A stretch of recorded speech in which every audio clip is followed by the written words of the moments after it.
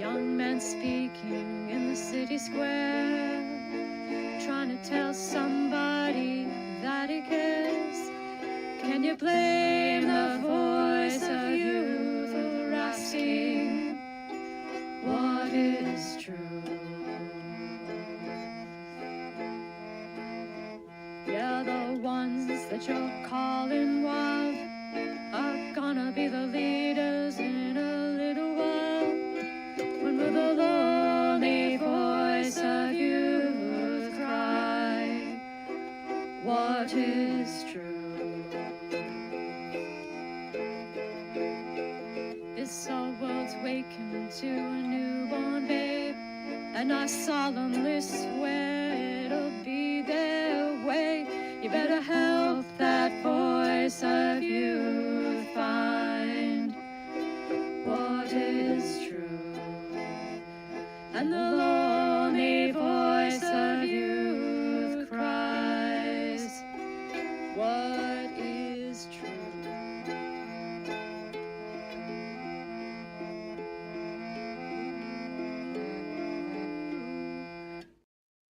All right.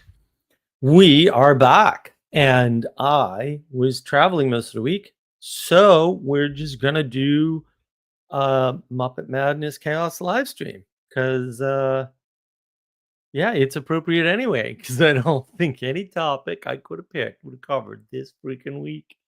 It just gets wackier by the day. We've got our Sam Powell, of course, because you have to have Sam Powell. We've got our Muppet Cup. Have you considered? You should consider. You really should. And I was busy trying to pull off a last-minute project, which of course didn't work. So I didn't even have time to get tea, but I got myself some ginger ale. It's really good ginger ale, by the way. It's good stuff. It's all natural ginger ale. And I've got some dark chocolate from Little. This is good stuff. Yes, Argomades indeed, Ixnon, indeed. All right, we've got Beta Procrustes, Nassim Taleb.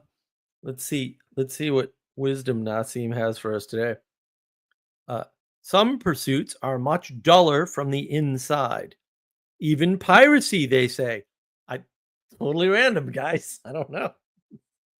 Piracy is apparently duller from the inside. Can confirm. So there you go. That's the Beta Procrustes. Had no idea that there was I probably read the whole thing years ago, but it's been a year. This was the first edition. I mean, I bought most of his stuff when it came out, so I think he's up to the 4th edition or something of Beta Procrustes. So yeah, I mean, that's where we're at. So I've just been making a lot of observations lately, and I think some of them will be helpful. So I've noticed a lot of people will get on sort of the lower tier streams in particular with nothing to say. But they get on every stream they can because they can. And even when they have something to contribute, I wouldn't call it high quality. They just seem to be want to be in on it, right? And I think what they are is attention parasites. I think that's the term I want to use for this phenomena. These little attention parasites want their YouTube attention. They want to have eyes on them for whatever reason, even though they have literally nothing to contribute or their contributions are in fact bad. Some people start whole streams this way, right? And they love attention, and that's all they're interested in is attention and validation that they exist, right? It's the sign of a weak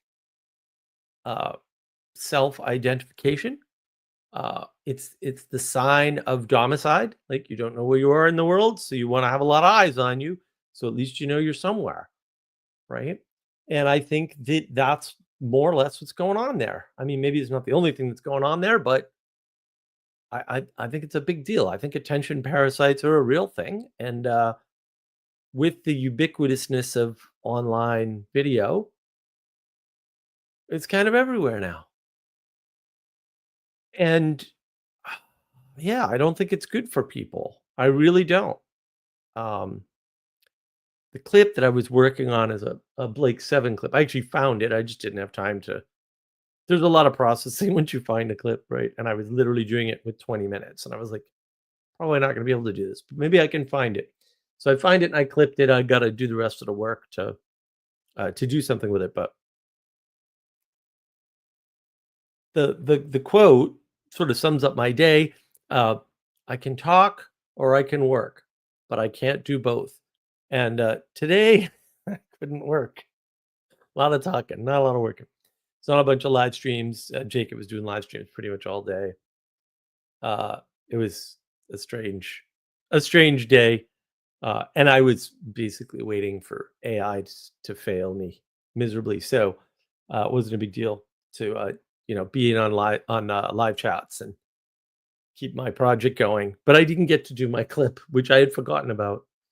Uh, and I did eventually get outside and undo the damage from the beaver, who have managed to build up 8 inches of mud and sticks on the outflow to my dam. So I'm hoping tomorrow to go out and fix the actual part of the normal outflow pipe, uh, which just I have to get out there in the kayak. But it was too high anyway. I wouldn't be able to reach it. I mean, eight more inches on top of the overflows. Pond's getting pretty deep. So yeah, I just noticed this attention parasites pattern. And then I've had some interesting discussions recently, and clueless people tend to go back to the same argument after it's been dismissed.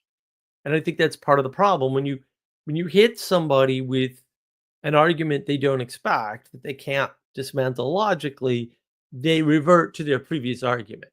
Like, but what about the children? It's like, yeah, we already talked about the children. There's a better way to handle that, right? But what about the yeah, but we already talked about that. There's a better way to handle that, right? Like, and then they just get stuck, right? They get stuck on the one thing because your attention is limited.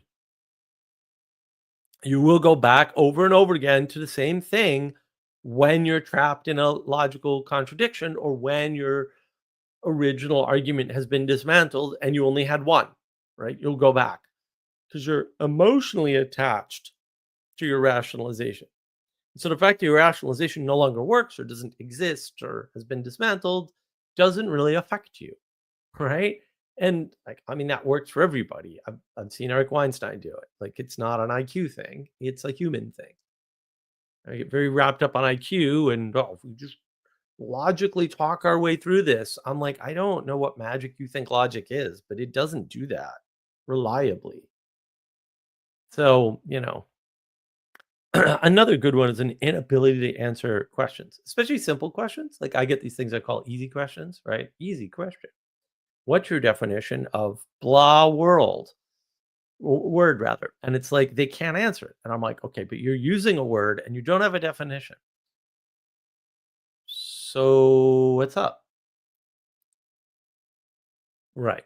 Or you say, hey, don't you think it's reasonable that since this group of people always has to talk to their boss and say what they've did in front of a group every day, because that's what a sprint is, daily stand-ups. That's the entire software industry, roughly speaking, or damn near the entire software industry. Don't you think that they might feel that it's a little unfair for people to get upset to have to email their boss once a week with what they did? And they can't answer the question. Like, that's an easy question. I mean, you can answer in the negative and be a jerk about it, like whatever. But to not answer the question just shows you're faced with some realization that you can't deal with. You're not able to process. And that's the problem. You're not able to process. So you can see when people are overwhelmed. You can see when their cognitive abilities are kind of done, like when they hit the wall. You can see it. It's real easy to see that, like super easy. It's not a problem at all. So that's something to watch out for. It's a tell for an overloaded person, somebody who's really kind of overwhelmed by something. And a lot of people get overwhelmed by a lot of different things. And their IQ doesn't matter. It doesn't affect any of what I'm talking about. IQ really doesn't measure much. It measures something, and Nassim Taleb talks about this. You might want to look at his work on IQ. It's quite good, right? But it doesn't prevent you from being an attention parasite. It doesn't prevent you from going back to the same argument over and over again when your argument has been dismantled. It doesn't prevent that. You can have a 200 IQ and still do that. It doesn't prevent you from being unable to answer questions, easy questions that you should know the answers to. Your IQ is not going to fix that problem. Another thing I've sort of noticed is a lot of people posit the flat world, this equality, some equality, whatever doctrine, right? And then they just run into a wall, right? Where they get into this loop where, black is white and white is really black. And it's like, well, you're nonsense speaking, but whatever. And then they go, yeah, we're trapped in this binary. And I'm like, yeah, maybe don't cast the world in a binary and you won't end up in this situation. I don't, whatever. And then what do? They pull out the magic word meta every time. Right, and that's sort of their word for level up. We gotta level this up. We gotta go meta. We gotta level this up. Yeah, I listen for that use of the word meta. They use it quite a bit, right? And they're all midwits and below. Like if you use the word meta like that, you're just not a very bright person. I'm sorry. You've already made so many mistakes that you're not going to see them. And so you're going to pull out a dumb word like meta, which you're misusing because you don't know what the hell you're talking about. And it's going to mean, and it doesn't mean this in all cases, but it's going to mean something like a reaffirmation of the hierarchy without submitting to it, right? Like, oh, we have to go meta. Okay, you don't have to go meta. You have to submit to the hierarchy. Like, that's what you have to do. You have to admit that when you trap yourself into a situation where you have to use the word meta, you're an idiot and you already made enough mistakes that you should just shut up. Like, you should just stop. Just stop talking. You're dumb. It's okay to be dumb. Everyone's dumb about many things. It'll be fine. Also, shut up. Meta. Like, give me a rest. Like, please. And that's the thing. They use these things because they don't have definitions for their terms. And so they just cast everything in these oppositions and then they get trapped. Oh no, if it's an opposition, matter and antimatter collide and destroy each other because everything's already equal. That's why it's in opposition. Right? Things are in opposition because there's an equality doctrine going on. Because the real world doesn't have opposition. It has conflict, but it does not have opposition. That's not true. To oppose is to set against. You do that as the author of the situation, of the frame. You did that. That's not equality in the world. That's something you did. And then you get trapped. And that's usually because you didn't have good definitions. You use the word power. What the hell is your definition of the word power, man? Because you're using it in an awful lot of ways. Like, how do you determine where power is without a definition? What do you mean power? It's just like the Karl Marx trick. Like, come on, bro. Like, really?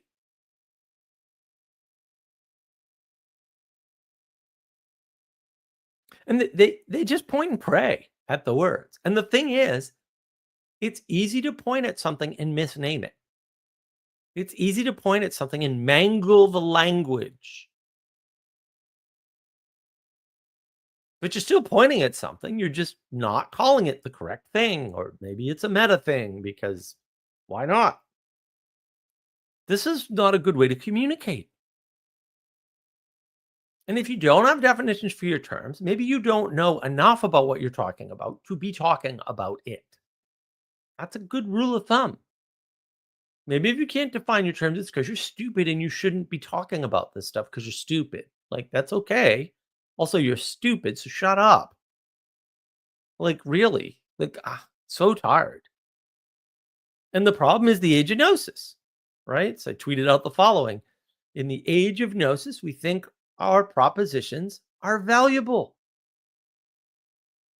If only our propositions were communicated to those above who right now cannot see what we see, right? The parable of the cave should have been a hint, but was misunderstood instead. Now we suffer from knowledge as the highest value and conveyed as propositions, causing chaos. Chaos. That's what's being caused. That's what you see around you. Chaos. Well, what is ARC? What's ARC supposed to do?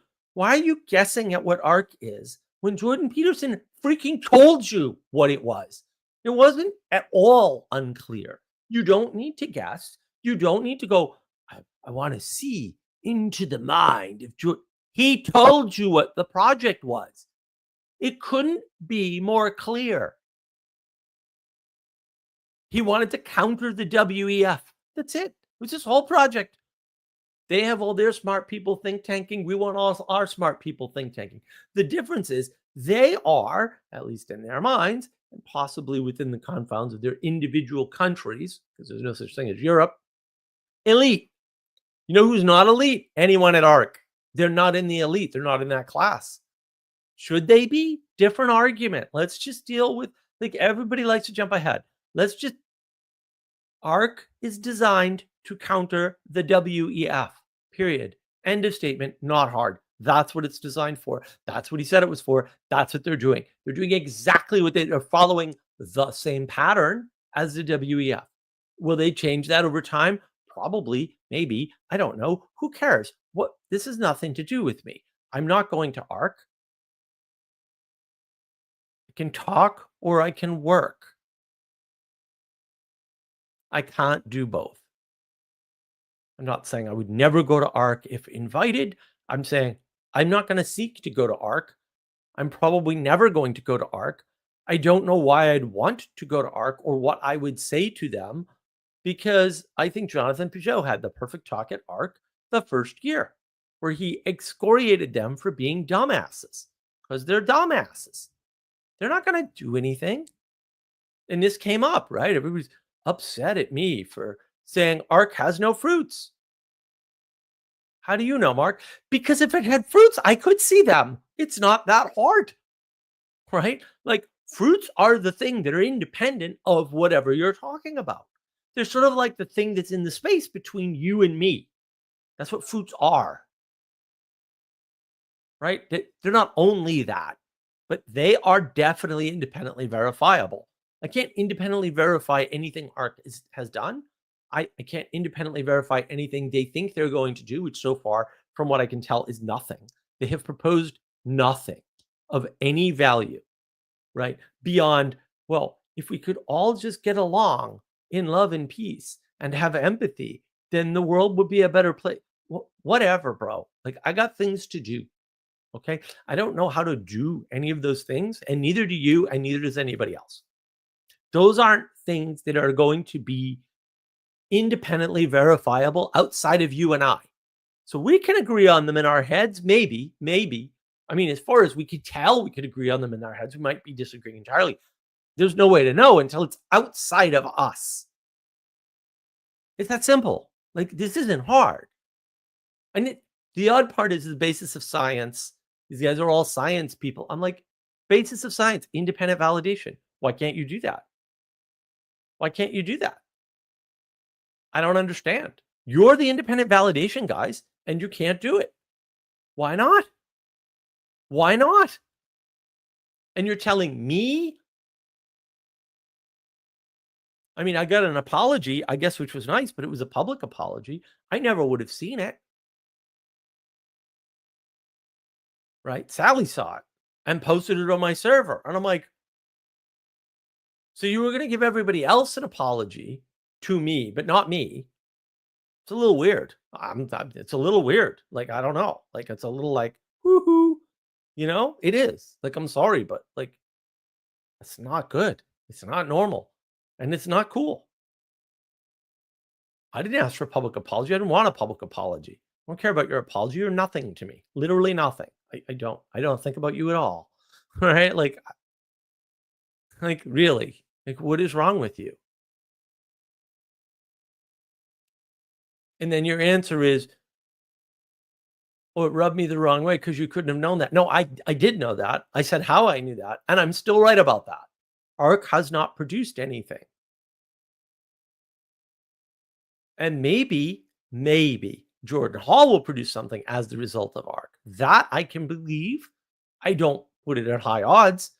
Peterson's not going to do anything as a result of ARC. He's still exploring his ideas. I look, it's his show. He's got the money. He do what he wants. I don't care. Like I'm not like, ooh, ARC is bad. I don't think Peterson Academy and ARC are going to do what he thinks they're going to do. But like, whatever, man, it's your money. Do what you want. Like, I don't have a dog in that fight. If you invite me and fly me out, hey, free trip to ARC, sure. You want me to give a talk? Yeah, whatever. I mean, I don't think that's going to happen, but like, I'm not opposed, like, because I'm not oppositional. I'm cooperative. I'm just not going to cooperate with things because you want me to. I'm going to cooperate with things because I think there's value there. Right. And I'm often wrong about that. I've tried to cooperate with a bunch of people and they just don't want to cooperate with anybody ever, which is fine. Right. Some want to cooperate, but only with the people they want to cooperate with. And so far, they've produced nothing, which isn't a surprise to me. I could have told them that, but hey, you do you, man. I'm not bothered by it. Right. But I have a long history, right, of doing things. And so I'm very used to identifying who's doing things and who's not, and who can and who can't. Right. And look, I don't get it right as often as I'd like, obviously, but I'm really good at weeding out the people who are never going to do anything. So it works good enough. And I think what we're seeing, why we see chaos, is we see lots of very long running experiments, right? Failing, failing over time. Right. And so there's the experiment of being able to declare a country by drawing lines on a map and giving them a few documents and a governmental structure. And we just see that doesn't work. It doesn't work reliably. It's just not something that functions in the world for a very long time. And people can, LARP it for a while, I guess. Like, sure, you can try and follow in that pattern for 3, 4 generations, maybe. And then it just falls apart. That's not true of the US because that's not what happened with the US. But it does seem to be true of a bunch of countries in the Middle East, a ton of countries in Africa, on the continent of Africa. Like, wow, right? And it does seem to be true of a bunch of European countries. I remember in the 80s, and maps used to change all the time. I had National Geographic, I'd get a new map, there'd be a bunch of changes. I'm like, why are there so many changes on a map? I don't understand. Because I was young and I didn't understand. And now I'm like, oh, that's why. Because this experiment of how you're defining a country is failing over and over and over.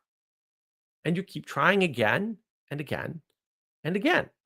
And so a lot of the chaos we're seeing are experiments that were started from our understanding after, as the result of the myth of the Great War, right? With World War II being the second act, roughly, of the Great War. Now, I would say it goes back to Napoleon, right? And some of the patterns go back to the French Revolution, and some of the patterns go all the way back to the beheading of the English king. I have videos with Adam on all of that. Check those out on Navigating Patterns. Those are lovely videos. They explain this history in a very important and I think unique way. I don't think anybody's talking about history that way. I mean, we're not necessarily saying anything that other people aren't saying, right? But I'm trying to show you the pattern in a certain way. Unfortunately, Adam just happens to have more goods on that stuff than I do. So watch all my videos with Adam. By the way, a new one's coming out. The Russian Revolution is recorded. It's in the editing bin. My editor is working on it, right? So also check out Intent, Will, and Agency because apparently it's the best edited video we have. Um, so it's a wonderful video. And I think that one in particular, that and the previous one about, you know, more knowledge or more information won't help. Those videos I think are super useful. A lot of the myth of the Great War is wrapped up in the work of Bismarck, Otto von Bismarck. He really wrecked the world, right? And of course Nietzsche, because Nietzsche is just terrible. Like I don't understand the fascination. He was just wrong about a bunch of stuff. Yeah, he was a prophet. He predicted the Great War for sure, but I don't know, man.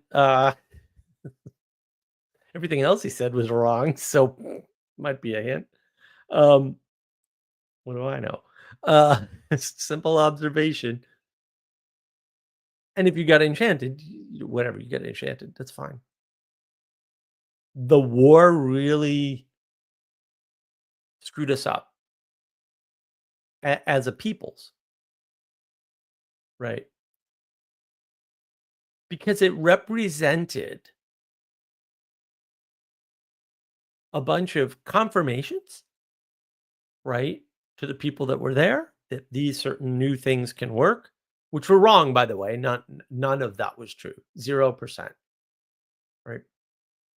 And it also represented an opportunity to do things differently.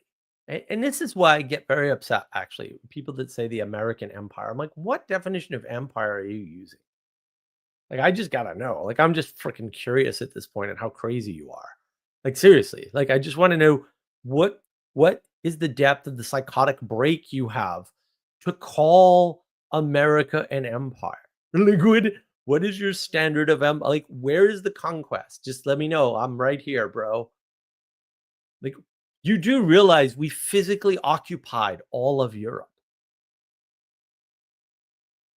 Like, we had troops everywhere in Europe, right? Except the very eastern end, right? Like that Russia had. But like we were there if we wanted an empire and Japan, right? Like I don't get it. Like we didn't do that. Like I don't. Yeah, we have some territories. Okay. Like who didn't? How is this like I don't get it. So usually they're talking about the influence of America because it exemplified a way of living that people looked at and tried to copy. Okay, but that's not we didn't do that. Like that's not an active thing that we forced on the world. Like being good and doing things is not you forcing people. Like that didn't happen. Right? Like that's other people actively looking at you and going, "Ah, I want to do that." Okay, but that's not my fault if somebody copies me and I don't know about it. Or even if I do know about it, what do I do? Stop them? That would be tyrannical. Like, I don't like, you can't win in these scenarios. But usually it's just these people. And here's the problem. In individualism, you are always at or near the top. So let's suppose let's say you're halfway between the bottom and a midwit. And then you go ahead and you look down. And what you see is a curve. And in the middle of that curve, you assume, and maybe maybe you're a third of the way down that curve, right? But there's a bulge, there's a curve. And you go, those are the midwits. But you're not even a midwit. We see a lot of that. We see a very lot of that. There's a lot of people in those little cults in particular, but all over the internet. I mean, midwit would be an upgrade for these people, and they speak disparagingly of midwits. And I'm like, bro, you get no idea how dumb you are. Like none. If you looked up, you'd get a nosebleed and you'd die of hemorrhaging for sure. Long way up, kid. And you ain't gonna make it. So you need a new plan. And that's the problem. That is the problem. And individualism causes that because you think you can figure out where you are in the hierarchy. You probably can't. Somebody needs to tell you. The reason why you haven't been promoted is because you suck at your job. Not always, but almost always. Yeah. Wouldn't that suck? Huh? Can't all be victims of being unnoticed by your boss. You're having your talents go unseen by the world. The world wouldn't function if that were happening on the scale you people seem to think it is. You're a Muppet. I'm a Muppet. We're all Muppets. Chillax.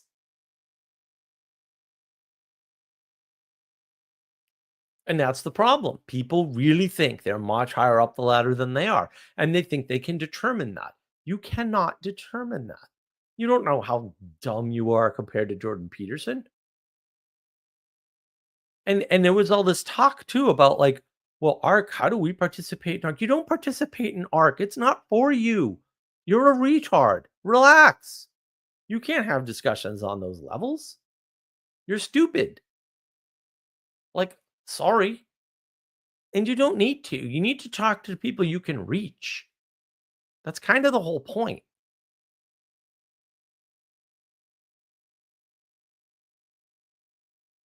And that's like the issue. Like you don't have to play at that level. And thank God. I mean, think of the responsibility on your shoulder to get all these people together and try to give them something satisfying to go back to when in fact all you're doing is talking. That's all you're doing. Talk does not change the world, but it does make it worse reliably. We've seen that. The past 30 years of the rise of the internet has shown us nothing but more conversation makes the world a worse place. That is definitely 100% demonstrated. It's been in the research for decades. It is definitely true. The more you talk, the more difference you will find. Period. End of statement. It's inevitable. It's a mathematical certainty. Shut up. Sit down and have a freaking meal in silence. Go work on a project together. Like, seriously. That'll do way more good than a 2-hour live stream or several hours of recorded video. Way more good. Go take somebody for a walk in the woods like I did yesterday. That'll do more good.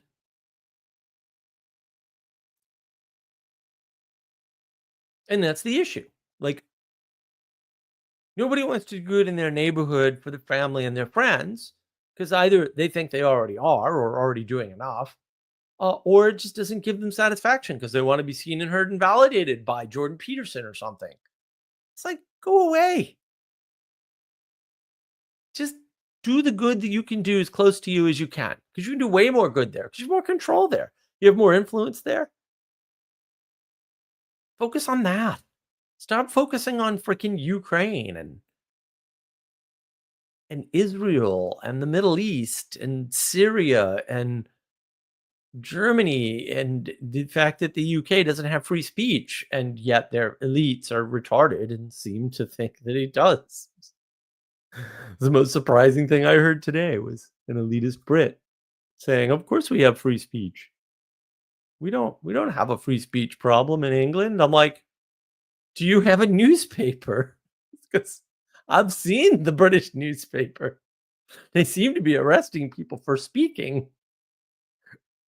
Like, what are you doing? What are you talking about, bro? And he lives there. It's like you are so unplugged that people outside of your country know more about what's happening in your country than you do. That shouldn't ever happen.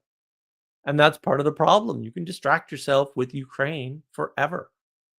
And you take all that time away from helping your family helping the homeless people in your neighborhood, helping people around you, right? Why? What are you doing? Why do you want to go to ARC, bro? I don't want to go to ARC. I don't want to meet any of those people. I don't even like any of those people except Peugeot. Peugeot and I can hang out. That would have been great. I'd probably have fun with Mary Harrington. She seems like a pretty interesting character. But like the rest of them, I don't know. I don't think Peterson's aware enough to have a deep sort of conversation even where, you could get through to him with anything. Because he's way too exploratory. Way too exploratory. Peugeot actually did a talk. I can't remember where. It's been a while since I saw it. But he was talking about the most sort of interesting moment with Jordan Peterson. And basically, he had convinced Peterson to go to the Orthodox Church with him. And he noticed Peterson's writing away on his phone for one of his books.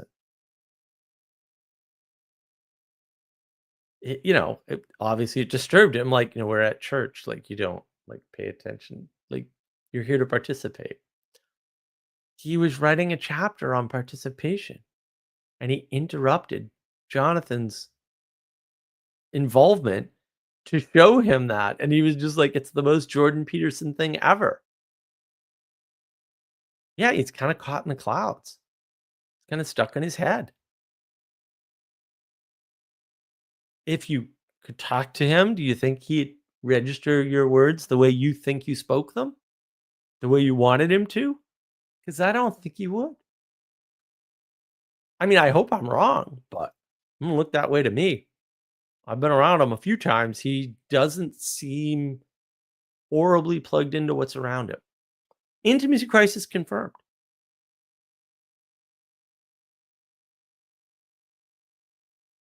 And that's the problem, is that we're so busy looking at,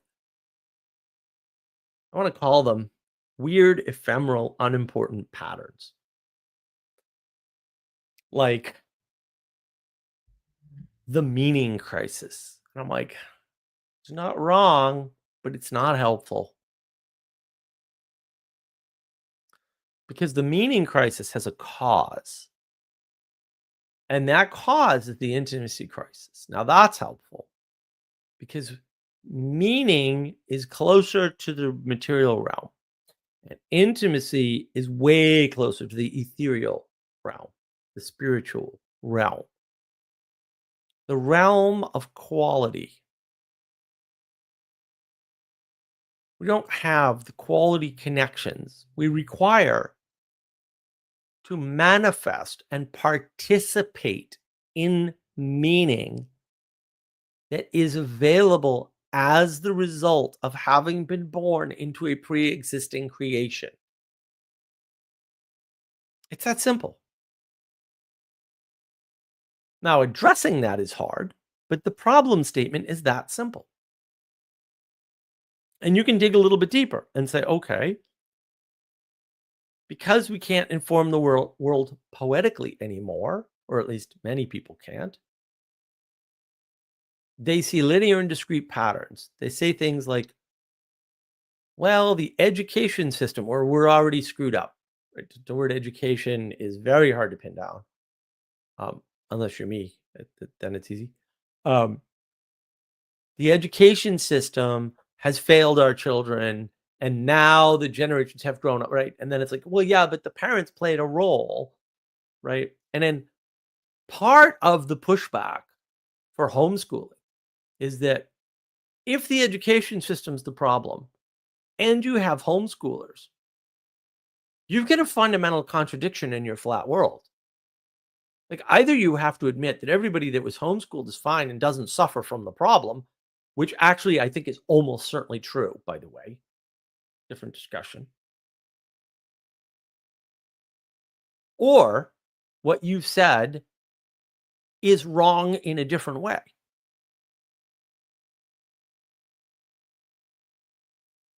Either way, you're screwed because your flat world doesn't account for that. It can't. I was like, wait a minute. If it's the education system and they were homeschooled and they have the problem, then it's not the education system. But if it's the education system and they were homeschooled and they don't have the problem, then they don't have the problem. Oh no, what does that mean for me, right? Who put my kids through the educations? Oh no, then I'm the right bad parenting. I mean, you're kind of screwed in that frame. You're completely torqued. It's over for you. Your logic has been compromised. Completely your rationality is out the window. I see people do that too. You can see their unconscious figure it out. Conscious mind doesn't figure it out. Your unconscious mind figures it out. Your conscious mind just acts out, doesn't figure out. That's why it's an intimacy crisis. It's a loss of the poetic way of informing the world. And then you can see who's stuck in the flat world and who isn't. And then you're like, well, why is it that Jordan Peterson is like way up here, but he can't bridge the gap? Because he's still flat world materialist, where material is the prime mover of the world. That's why he still doesn't have the poetic way of informing the world. Yeah, he can do a multivariate equation with 5 variables instead of 3 or something. That's great. That's an upgrade. But it ain't going to get you across the chasm. You still have to have the leap of faith. He doesn't have the faith, and he can't do the leap because he can't poetically inform the world, because he can't participate when he goes to the Orthodox Church with his friend. Intimacy crisis confirmed.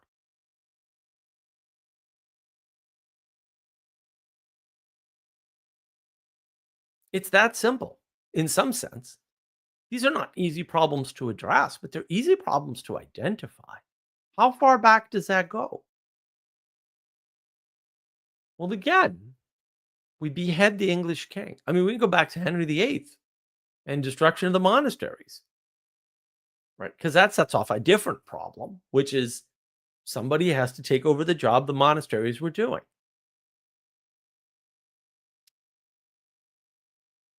The monasteries were doing a bunch of work.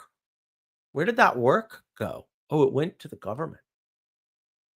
Where do taxes come from? You know where taxes come from? Does anybody know where taxes come from? I'll tell you where taxes come from. The destruction of the monasteries. The church used to do all the taxing, except during times of war. And the tax was 10%. It was called tithing. And that paid for all the welfare programs, all the feeding the poor, all the orphanages, and all the education. All of it.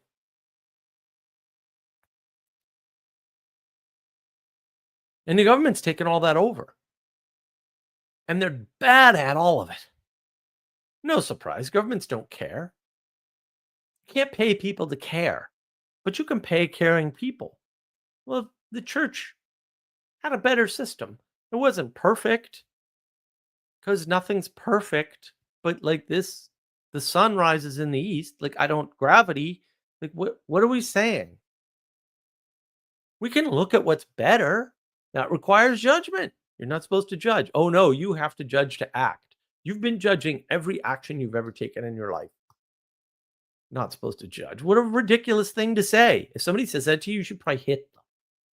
Like, what is wrong with people? Why would you talk like that? Don't talk like that. What's wrong with you? People say that to me. I just look at them like, are you freaking okay? Like, do you need help? Like, can I get you some medicine, or what's wrong with you? Tell me not to judge. I have to judge. That's stupid. Want to be stupid? Do it over there. I got things to do. What we're seeing is this breakdown of these big experiments. It didn't work out. Maybe they took 2, 3, 4, 5 generations. It didn't work out, man. We tried, we failed.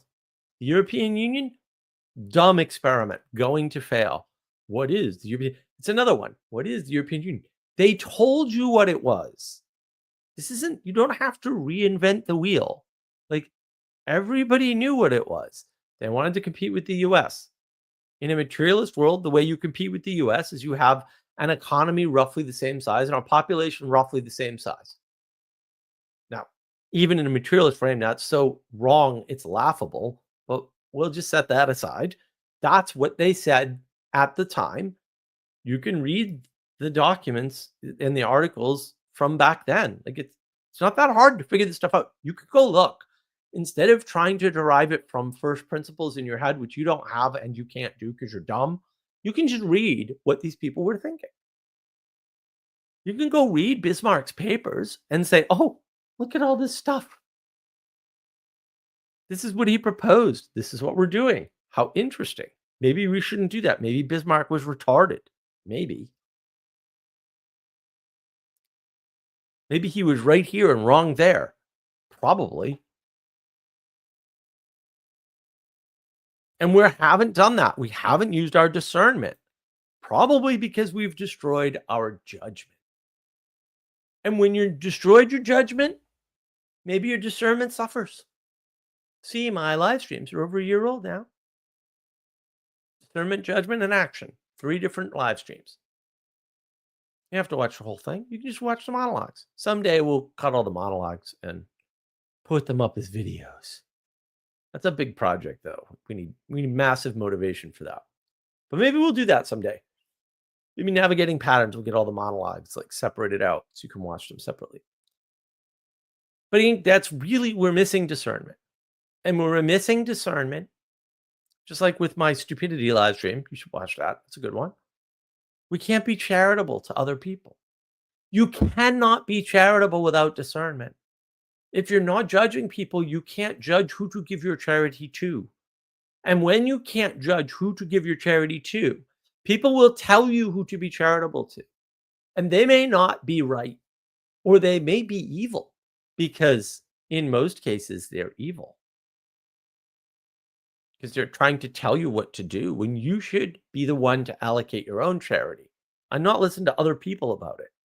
Very important. But they told you not to judge so they could put you on strings like a little puppet. And they did. And they did. All right. I'm going to go through the comments. Take a sip because I don't know why my throat's still bothering me.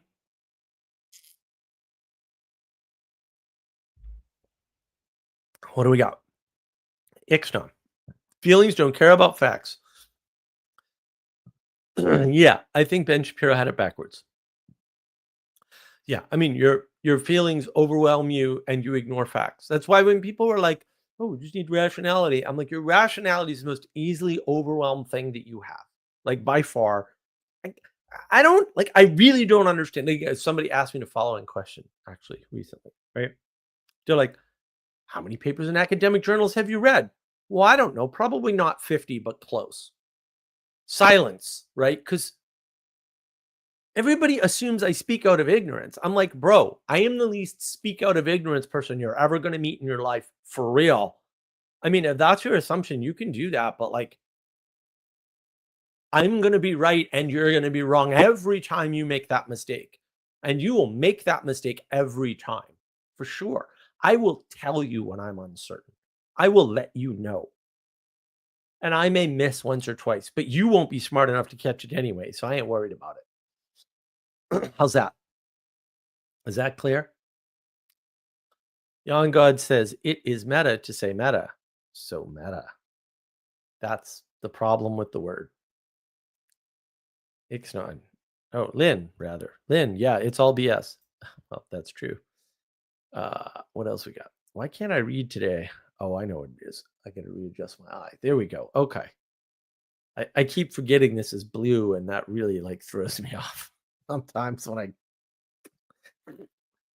So one of the many disadvantages to being me is that I can split my vision, and if it does that and I don't notice, I won't, because I can read one thing with one eye and something else with the other eye, and I actually don't do that on purpose, so it's not good.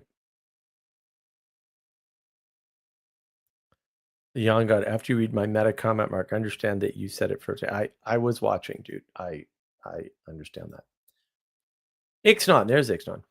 Usually meta is just a mystery box. Yeah, I mean, the problem is they're usually pointing to something and something real. It's just that they're not using a proper name. They're saying meta, which means outside. Okay. Great. It's outside of what we're talking about. Lovely. Thanks. That's really helpful. It's all the things that aren't this thing that we've identified. It's an identification against in almost all cases. Not all, but like almost all. Ixnon. I'm so meta, even this acronym. I love it. That is true. Young God, arcs are globalists confirmed. They said they were. You don't understand. Why is this a surprise? They said they were. They think they're not globalists because they're countering the globalist agenda. And it's like, well, you're countering the globalist agenda, but you're from around the globe and you're proposing a globalist solution. The only thing you're objecting to is the agenda of the other people doing the same thing. It's fundamentally an identification against. And if my good friend Manuel Post were here, he could regale you with why identification against is bad, because he's kind of the expert on that for sure. Yeah, if you're not identifying for something, then you're possessed. That's what you are. You're either possessed or you're about to be, for certain. Ixnot, countering the WEF makes Arc the second player on the chessboard. Yeah, and it's also, again, I mean, they're not recognizing hierarchy. You're not the global elite. Maybe the WEF is not either, but they're closer than you are. Maybe just shut up. Like, if ideas are paired with charisma, they have the power to move the world. Otherwise, they don't. And those people are all mortally afraid of charisma, because I suspect, I can't know the minds of these people, that they actually believe, maybe not that Karl Marx was right, but that there is an order that can be applied at that layer that would work to bring about the utopia. They must believe that. And the only thing that has prevented that thesis from manifesting is charisma in Hitler and charisma in Stalin and charisma in Mao. Like, that's the only way this works psychologically. For real. Like, that is the only way this works. Right? You always have to ask, in order for this statement to be true, what else would have to be in place, right? Because you're trying to get at the starting points, at the axioms of the argument. And so you've got to ask, why would you think getting together at the global scale across multiple countries with the smartest people talking away would do something in the world? Because you fundamentally agree with the WEF, with their form and structure. You only disagree on the end goals, or maybe the implementation, right? And I don't know which. I don't even care. Like, you're both retarded. Go away. How's that? Is that easier? Go do something. Like, where you live. Start with your own country. It's weird, right? Peterson's, clean your room if we criticize the world. I was like, bro, why don't you fix a country before you try to fix all the countries? I don't know. I mean, maybe that's just an extension of a principle you wrote about. Could be. Maybe it's me. I don't know. Anselman. It confirms some people in their opinions and give them a chance to applaud inhumanity. Douglas Murray. Well, I don't know. I'm not a particular fan of Douglas Murray. Yeah. Anselman, JBP ignored it. Give him hell. And Murray says, isn't it good they're giving him hell? Yeah, well, right. I mean, yeah, to some extent, it's just watching people at a theater. Like, they've got their popcorn and they're like, haha, we told you this is going to happen and now it's happened. And like, I'm a personal big fan of that because I do that to people all the time. I'm like, I told you it's going to happen. I get the popcorn right here, but I'm not going to get on a stage and rub it in everyone's face. Right? Because you get no points for that. What did you do other than spout the prophecy? Yon God. Sodomites influencing geopolitics is technically a conflict of interest. I don't know. I think that one of the big problems we actually have, young God, is that while it is a good and important indicator, it is very hard to know and read the indicator of, we'll call it sexual depravity in terms that make sense for its interference in other things. And so there was a file system on Linux called Riser FS. I think last time I said it was BTRFS. It's not, it's Riser. Riser FS was basically written by one genius person. He was an excellent coder. It's fantastic. It's a writing a file system is a feat. Like you've got to be an elite coder to write a file system of any kind. It's really hard to do. To simple file systems are not hard to do. Large file systems that'll handle like larger files, like gigabyte files, and file systems that handle disks that are a gigabyte plus in size, those are very hard to do. Riser handled multiple drives and could do special, like ZFS and BTRFS. It could do special things with them. That guy killed his wife and killed the project because he went to jail. Fair, that's an interference, right? Emmanuel Macron, who almost certainly is married to his uncle right now. See Candace Owens, because I was blown away.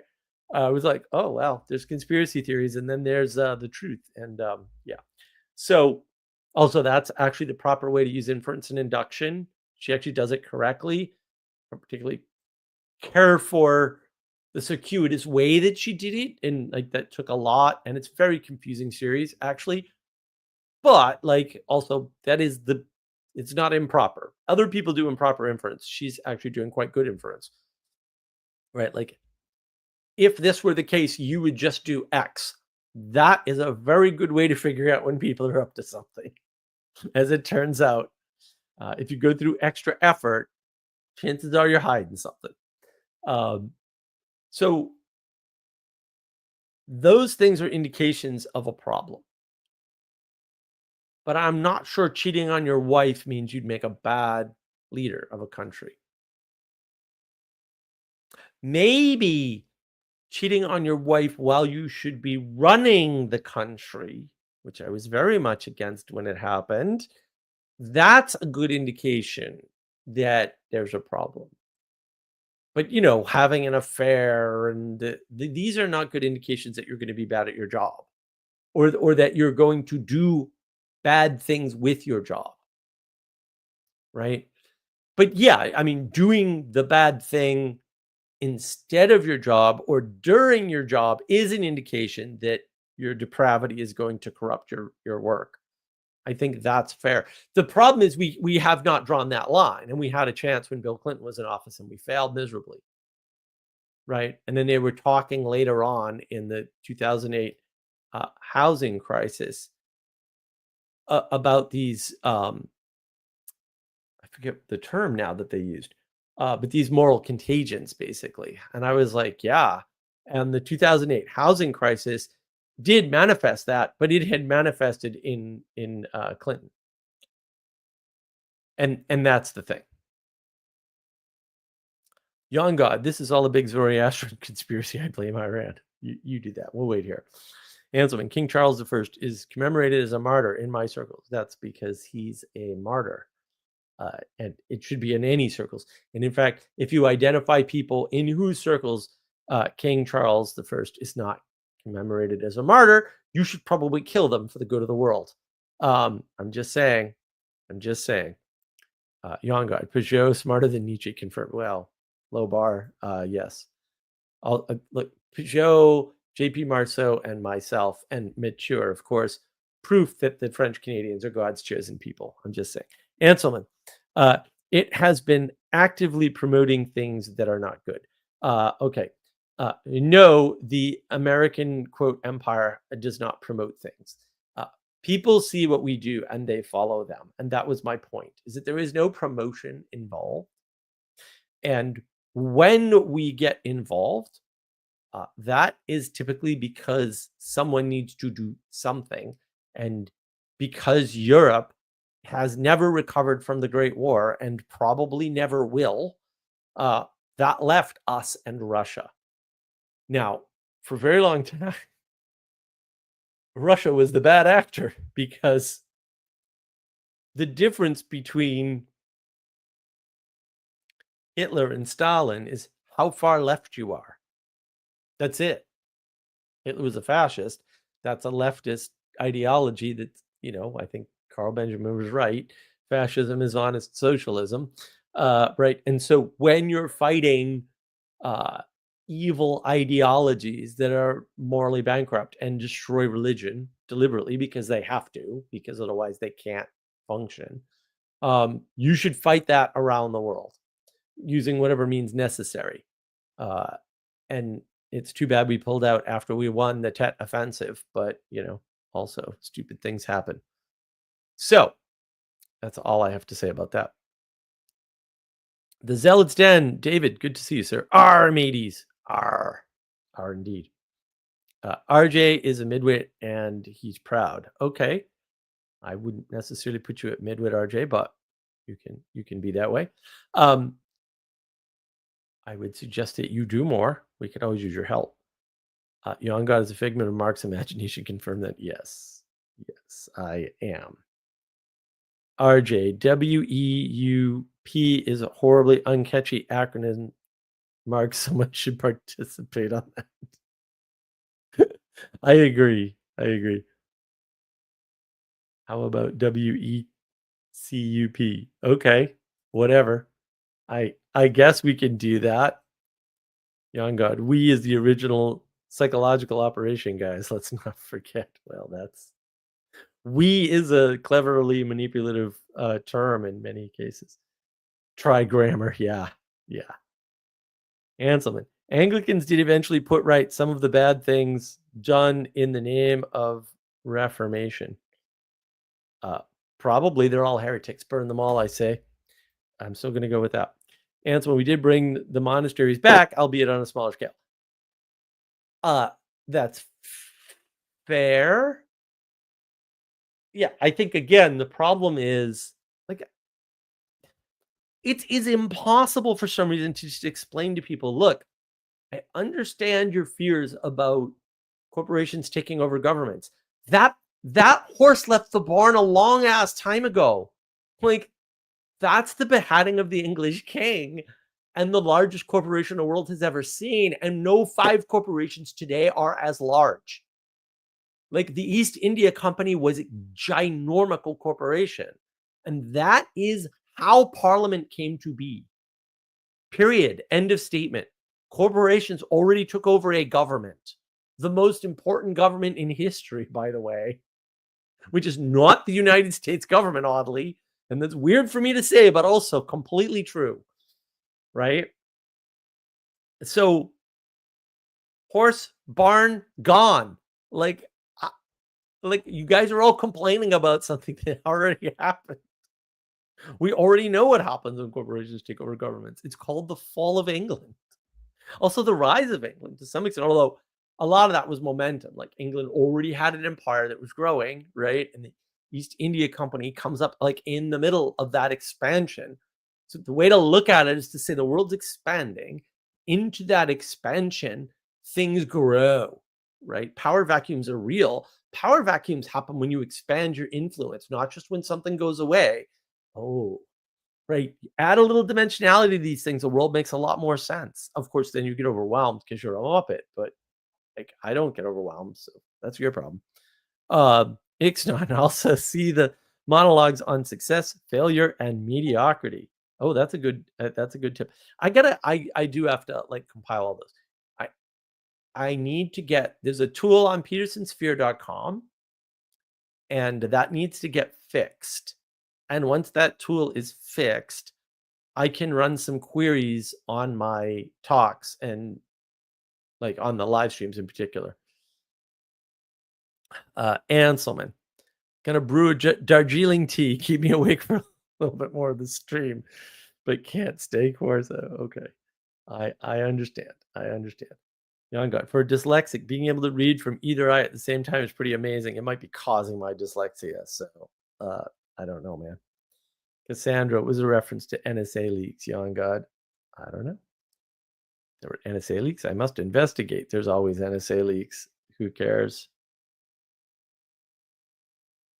Young God, this is not legal advice, but don't kill anyone, guys.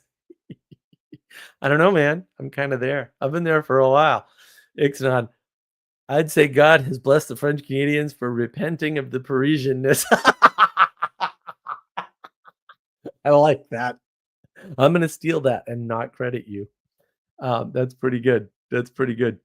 Cassandra Young God, I think was the first Slack chats that got leaked about the trans stuff. Ooh, that'll be interesting. Haven't read much. Let's see. That's pretty much all we got. All right, look. That is all I have for my Muppet Madness. I am going to invite anybody to hop in. And I'll just send out the link here while I have a drink.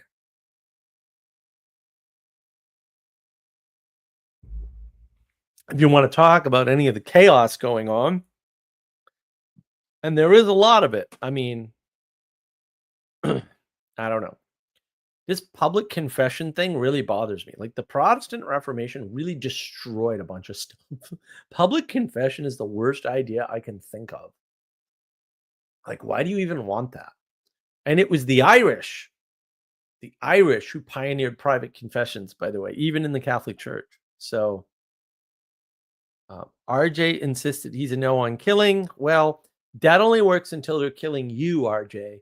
And then you have to pick a side, which is why I was always bothered by the Gaza thing. I'm like, no. If you take the no killing route, you get wiped out. Like always. Like you have to. It's inevitable. Like, no, you just want to kill the right bad guys. That's still the right answer.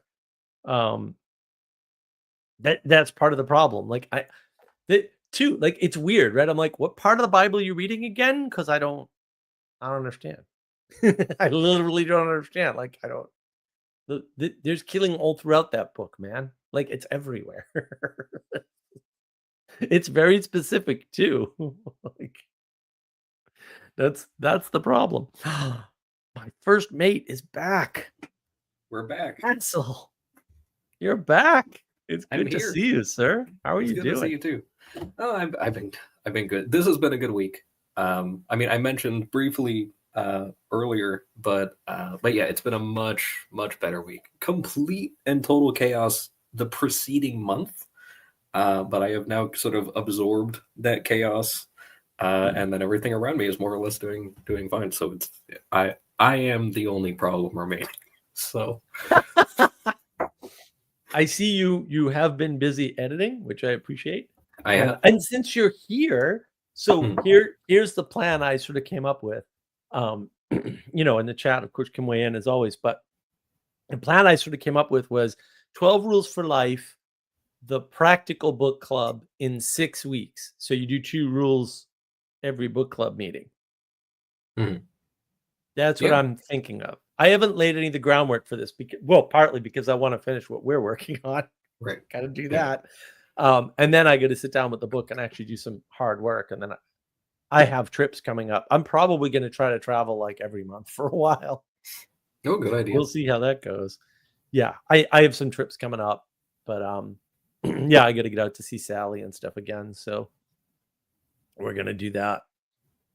Yeah, and then, I mean, I'll be there. I'm going to be on the Cape on the first week of June and stuff. But yeah, I want to get book done and get that book club out of the way.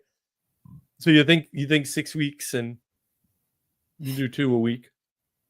We could do it. I mean, they'd probably have to be, like at least like language of creation, like 2-hour sessions, most likely. But yeah, we could do it. Yeah, it'd have to be 2 hour sessions. It's going to be way more structured than language of creation. Language of creation is just all over the place because that's more of an exploration. It has to we be. don't know. Well, we don't know where people are starting or what it is that they're not seeing, right? And and I mean that's Manuel's project, not mine. So I wouldn't have done the book club that way if I had been motivated to do that book club, which I will probably never do that book club myself. There's a reason why I let Manuel run stuff. Like, he's better at it than I am, but yeah, a different approach. Yeah. For my book club, for the 12 Rules for Life book club, though, I think that's we're probably going to do 1 hour per rule, and we're probably going to do 2 rules per week, and that way we can get through it in 6 weeks, and that it won't be at all like the Language of Creation book club. It won't be like the Plato's Republic book club that we did on the Texas Wisdom Community, right? It won't be like Moby Dick. It'll be more like Moby Dick, but I want to tie everything back to the pragmatics. And I want to take the 12 Rules for Life and talk about them in the most pragmatic way possible. And then if that goes well, I'll do Beyond Order. And what I've discovered is that the apocryphal We Who Wrestle with God text is a complete catastrophe. And I think that's going in the burn the books pile. And I think actually I might do that. Like I might set it on fire. I tried again and I'm just like, I can't deal with this perspective. This individualistic perspective is driving me absolutely freaking like it's like the movie Real Genius, right? You'll rue the day. And they go, who talks like that? I'm like, yes, exactly. This is a who talks like that issue. You can't write a book in that with that perspective. It makes no sense. And I'm closer, I think, to doing the video. There's been a video around my head for like 2 years now about how to recognize the individualistic perspective and why it makes no sense. And I'm getting a lot closer to that now. So you should probably just do a 1 episode book club for that book, and it's just a campfire talk with you just throwing pages into a fire and just talking about something else, and just do that as like April Fools or whatever. That would be funny. Sandy Betsy, tax was church? Yes. Tithing. What about render unto Caesar? Yeah, you render unto Caesar. The state did not tax you in Rome. Like that didn't happen. That's not to say they didn't have income sources, but much like the founding of the United States, the income sources were all as the result of facilitation of trade by the state. Like tax systems are new. They're extremely new. Income tax, it's a completely foreign concept 200 or 300 years ago. 200 years ago even. Yeah, I don't think there were any countries that had income tax 200 years ago. Any. Like this idea is ridiculous. And that is the downside of render unto Caesar. By the way, it's funny that you mentioned render unto Caesar because today it came up 4 different times. I'm like, guys, are you sure you've read the Bible? Because like you keep talking about things as though render unto Caesar is something you don't understand fundamentally. It's like really confusing. I'm like, when you say Christian, are you referencing having read the Bible? Or do you just throw out the part where it says render unto? Because they're always like, well, what is the role of government and where does government really? I thought that was 1,000,000,000%. I don't think it could be clearer. Like, I don't know how you could make it clearer, but clearly we need to. Or maybe we didn't just shut you up because you're too stupid and you just shouldn't be talking. I don't know. I was getting really frustrated though. I'm like over and over and over again with I kept asking them too, like, have you guys heard of render unto Caesar? And they wouldn't respond, of course, because that answered their question. So this is why I don't like People Castle. I can't take it. I can't. Cassandra, Chaos Muppet implies the existence of an Order Muppet. that was just me an hour ago. There's an Order Muppet. Yeah, it was me just before I came on the stream. You were the Order Muppet. That is true. Yeah, it's a cycle. Don't worry about it. But yeah, the Yes. tithing thing too is still a thing, but it's like it's Right. voluntary. It's not like there's not going to be a thing where you're gonna get letters in the mail saying that hey, you didn't pay your tithe, and then you can continue to refuse that and then end up in jail, and then like refuse the authorities who come to take you to jail and get shot. Like that didn't happen with tithes, right? And you can Right. still tithe Right. now. Like that's the thing too, is that tithes are still a thing and they still have the effect and they're happening despite the fact that income tax is also a thing. So Yeah, like it's sort of right. It's sort of remarkable when you think about it, right? And yeah. it's just that nobody knows history and they think like everything has been set up the way it's set up now. But really, we're just in the middle of a bunch of very new experiments. Look, the founding papers for the United States. This experiment does not work without a common idea or something of God. I can't do the exact quote.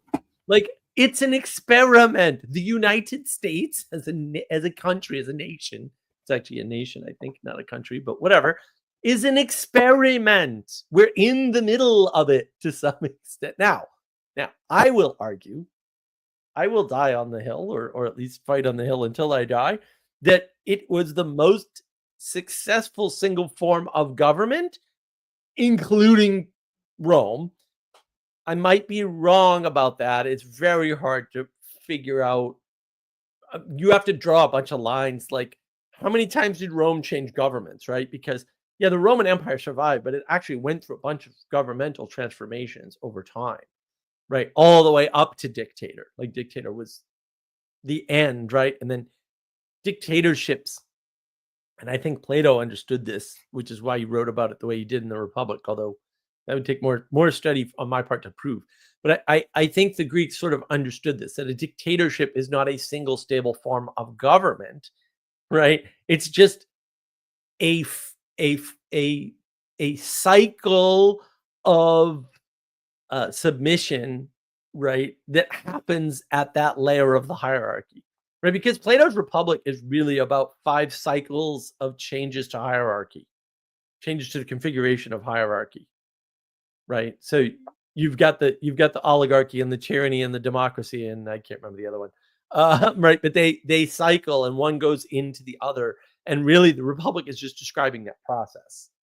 Book 8 in particular just describes the process of the transformation from one to the other and how they come about.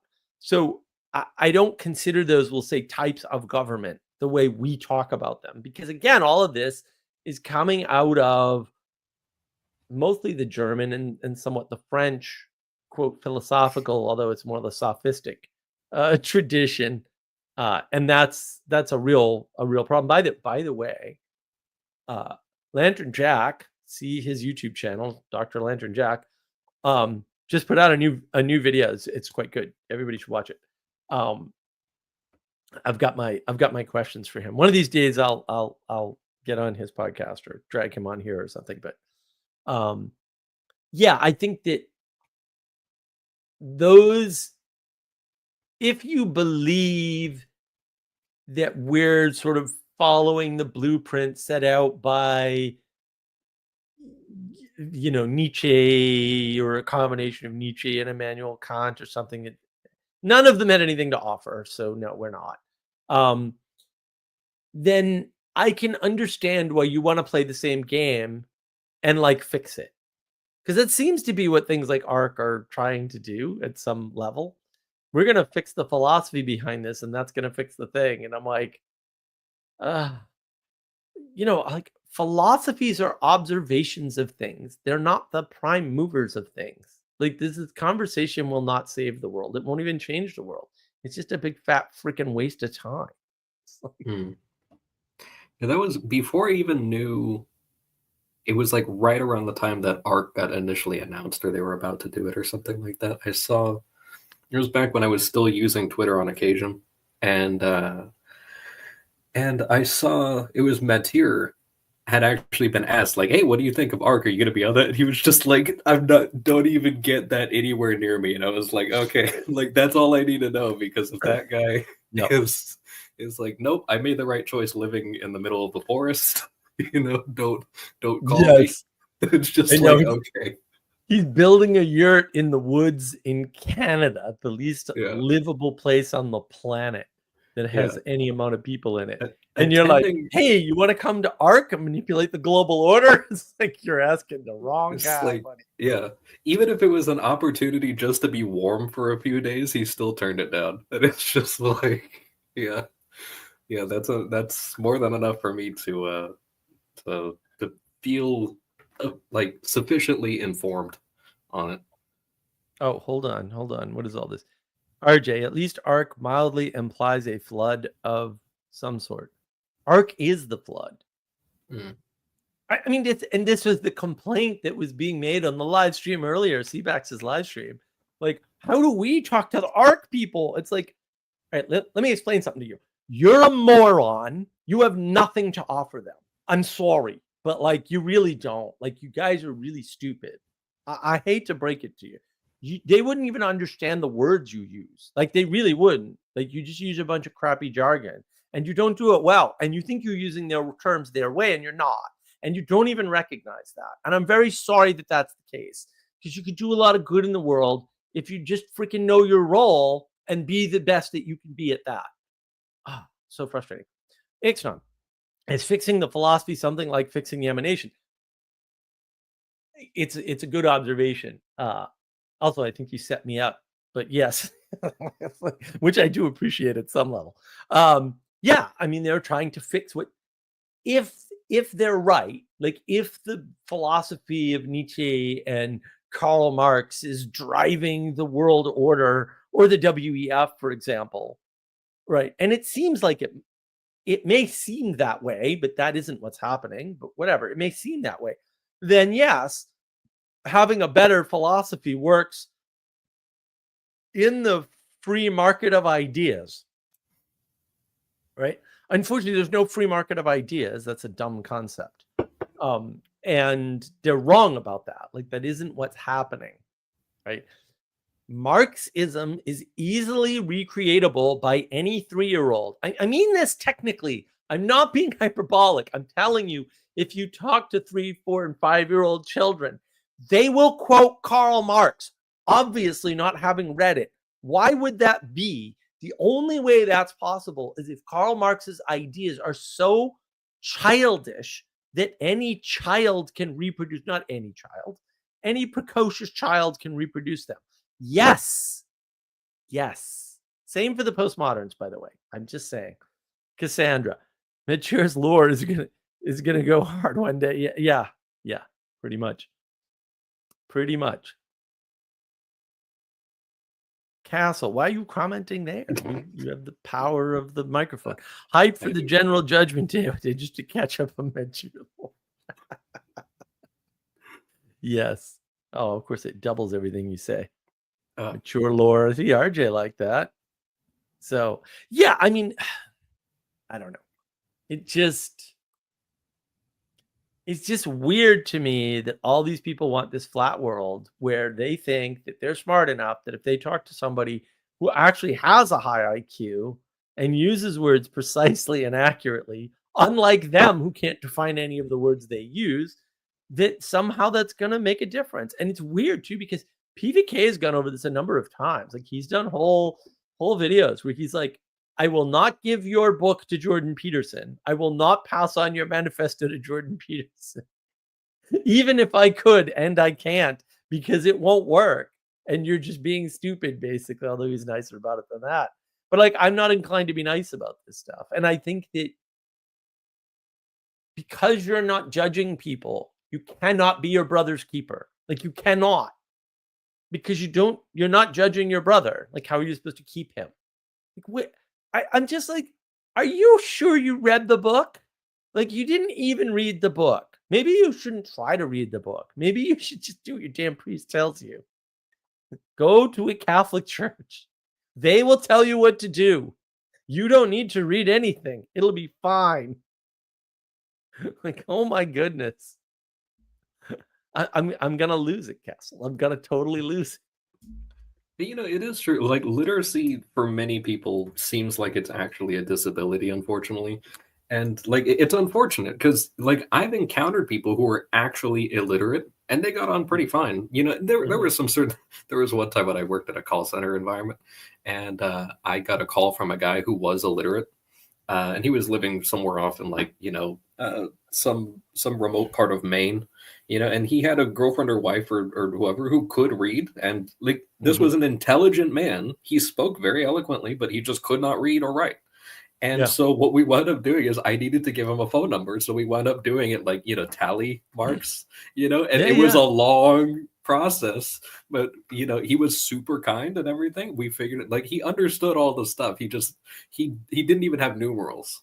And so it was just like we had to do that. But it's like, he could do math, but he just didn't have numerals. It's just like, so we just had to do a bunch of tallies like a cave wall, but it's like, it was fine. I know. Well, I was thinking about this. Like, I'd have to do the research. It's a pain in the ass, and I'm probably just not up for it. And I hate math.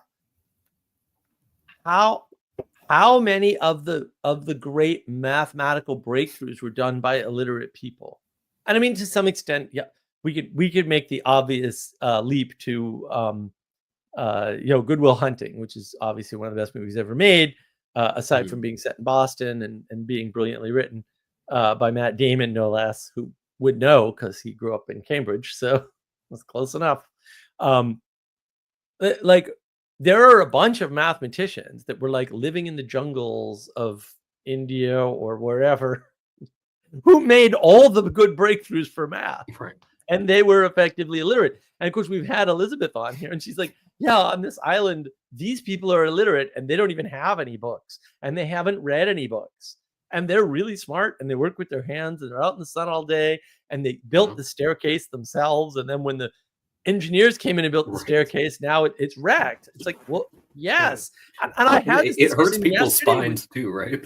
Well, I had this discussion yesterday with somebody who was defending sending money to the BBC. So, well, it's not really the BBC because it's BBC something, like BBC Aid or something. And I'm like, okay, but you're claiming it's not the BBC, but the BBC is in the name. So, what do you?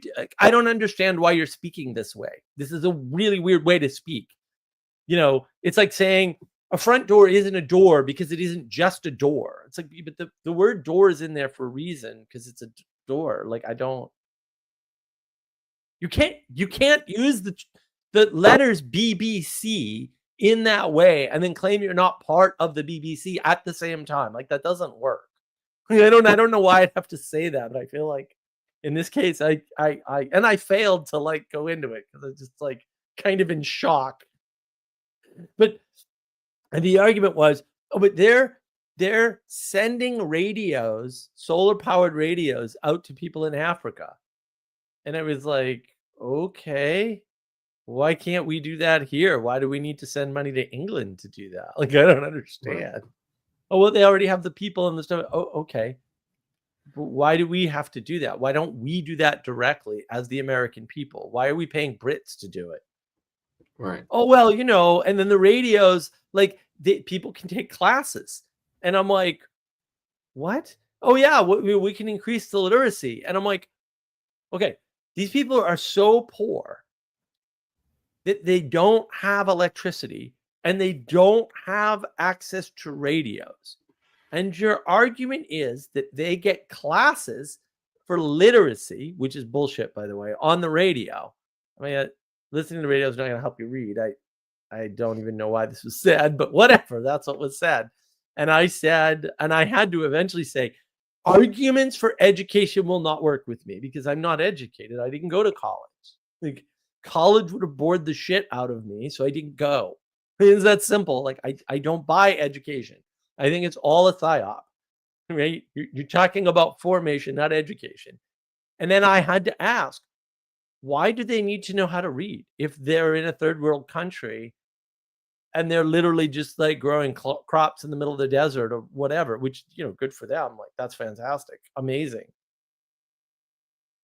And it was never answered. I had to ask the question 4 times. It was never answered. I'm like, there are no libraries. And the argument was, well, there were books before there were libraries. I'm like, not in the middle of the desert. Oh, well, they leak out of the cities. I'm like, well, A, no, they don't. And B, Who cares? Like, what good is this going to do them to be able to read and write if what they're doing is scraping out a living without electricity in the middle of the desert, the jungle, whatever? I could not make the connection. Like, maybe this is a big fat waste of their time. That would be my assumption. Yeah. I mean, you see, and I will say, just as a side little funny thing, BBC Pigeon, if you've ever encountered that, absolutely hilarious read. Highly recommend it, because it's all in, like Pigeon, where it's like mesh Oh, the language, English. Yeah, it's absolutely hilarious. They should get all the funding. The radio should go to them. I'm just saying, if anyone wants to laugh, you should go check it out. It's the only news station you can actually trust. But the it's fantastic. I don't actually know if it still exists. I haven't looked at it in a couple of years, but I see this a lot of times, like especially with these companies they'll outsource certain things. There was one company that they had their own call center, and then they still outsourced an additional call center, even though there's like a lot of people that would happily apply to the call center, and they outsourced it all the way to South Africa. And like they're having a lot of tech issues, and it's because it turns out like the infrastructure is different, and it's also it's difficult to troubleshoot things over the phone and on FaceTime and all that stuff when people are domestic, but when they're abroad, it's even harder. And when they're working on VPNs and trying to connect to domestic networks, that is also extremely difficult. And then you're dealing with different types of like wall plugs and all of that. And it's just like, oh, could you troubleshoot with us for this issue we're having with our VPNs? It's just like, it's 3 to 4 times more difficult than doing it for any of their other users. Yeah. And it has to be super frustrating for the people there, because like you said, you have to get this specialized training for whatever sort of stuff. You're assuming you're going to get something out of it. And then, you wind up just wasting time, energy, and attention on something that isn't actually going to last. Yeah, well, technology is super temporary. Cassandra, my Gen Chem teacher, had a PhD at 27, misspelled everything. Well, already had a wife and kid too. Yeah, I mean, some people are overachievers, What do we got? RJ. Yeah, see, less than kosher. Uh-oh. Oh, because of the pigs. Yeah. What do we got? Oh, nothing good. All right, RJ. I repent not participating more. But still a no on the killing. Look, people gotta die, man. Sacrifice gotta happen. Yeah, I got a good one for Peugeot if I ever get to a long conversation with Jonathan. Someday. I might reach out to him and do a talk on patterns, because I think that's more what he's missing. That'd be cool. Yeah, because you need the symbols don't just connect things, they connect to the pattern. Right. And they help you figure out where you are in the pattern, because the relationship of the pattern to the symbol changes over time. Mm-hmm. And that helps you know the pattern is shifted, even if you can't see it. Right? That's actually super important, because I've used that a lot, actually. Mm-hmm. So, yeah. Yon God, lol, what do we got? Oh, no. Oh, nothing good. Yeah, well, success is subjective. Of course it is. You have to define success. Therefore, anything you have to define to measure is subjective. That's always the problem. It's gauge theory, baby. Like, it's a problem. Theory of measurement is a problem. People don't realize that. It turns out that all measurement is relativistic. I mean, materialism is relativistic. It can't not be relativistic. And that's sort of the problem. RJ, what is even their difference again, JP and MP? Well, lots of difference. I mean, kind of light years. And they're still not getting along for some reason, which I have no idea what's going on with that. Yeah. But some of it's just the spotlight thing, I think. Yeah. But I mean, Jonathan will tell you right off, like, he's not as good at the symbolism as his brother at all. Like, mature, just like spits it out, and you're like, oh yeah, that makes sense. Yep. Jonathan couldn't write that book. No way. Yeah. But they got, Jonathan's got the artistic route pretty much covered, and he's good at it. Right. You know. Well, and that makes him more abstract, and so he can't do the pragmatism the way Mature does. I mean, the pragmatism in language of creation is amazing. Like, it just all links back, and with Jonathan, it doesn't.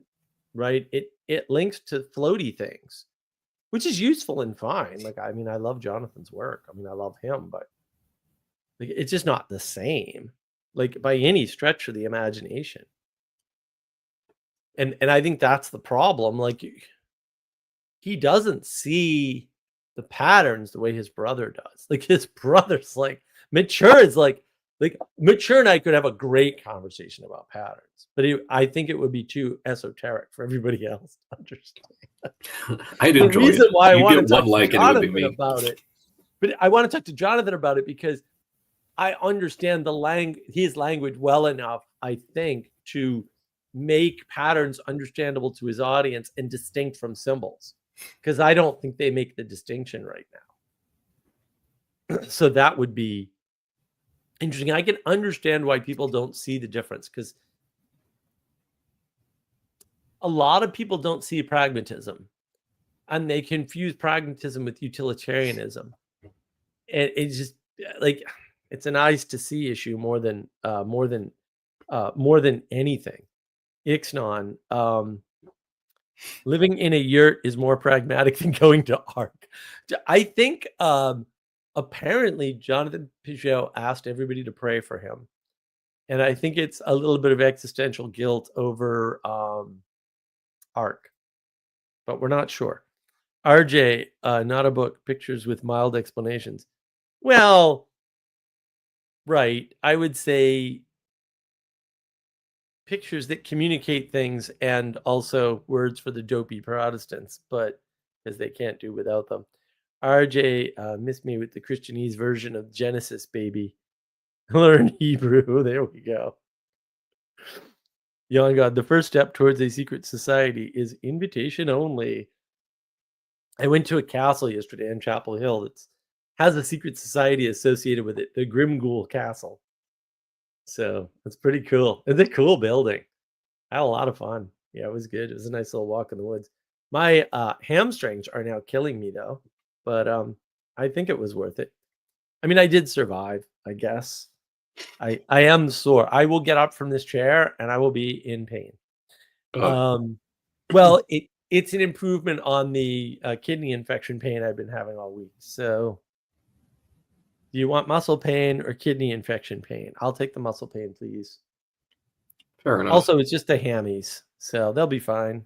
They'll stretch out. Yeah.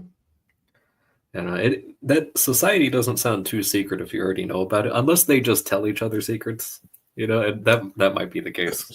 Secret societies weren't supposed to be unknown to the world. They were just supposed to contain secrets. They were societies that contain secrets, right? That we apply the words backwards, and I think a lot of that is just language mistranslation.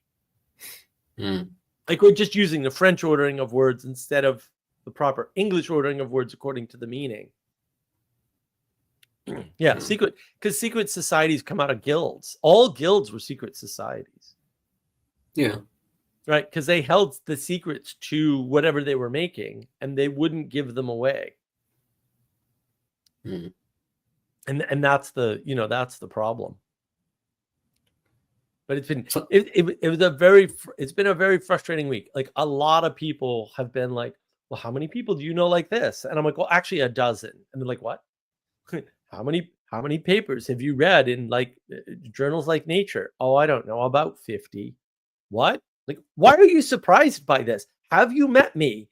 Like, do you think I make this all up? Like, you don't get it.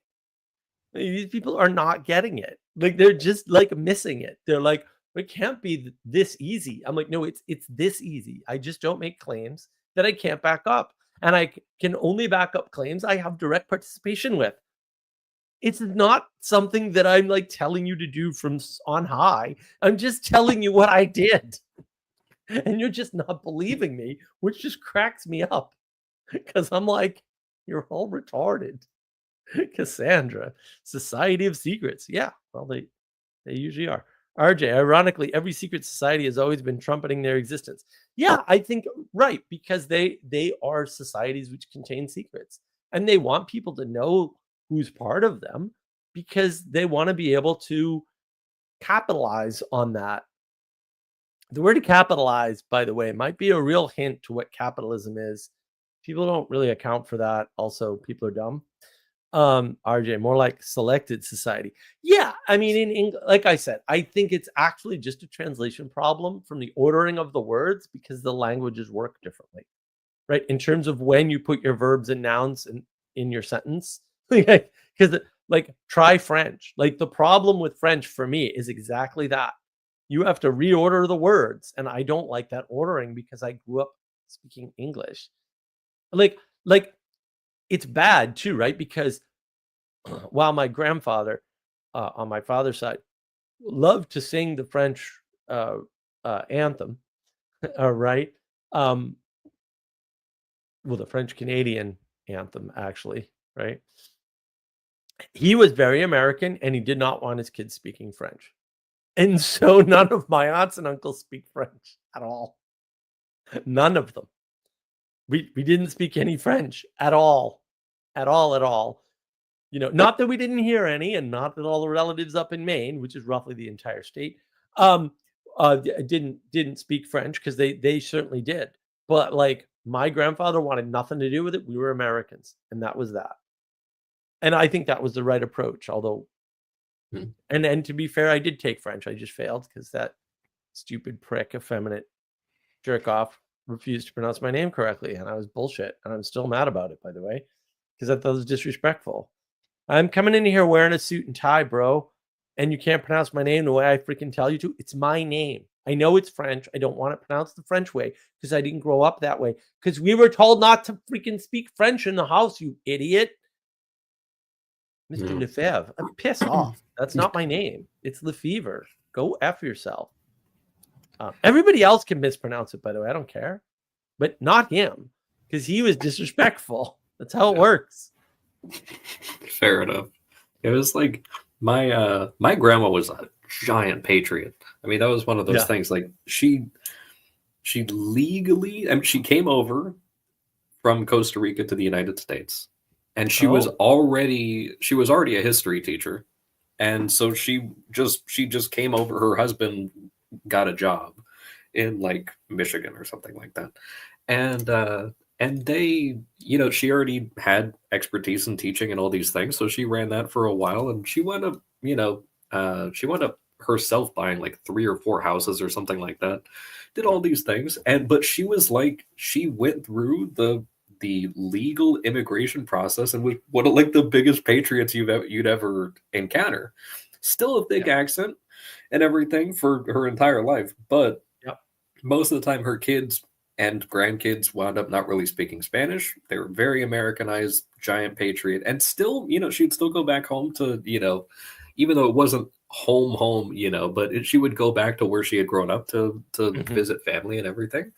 And but it's just like she had dual citizenship, but it was like she was an American. Like that was the thing. She knew more about American history than, you know, your average, you know, schlump that you would encounter for sure.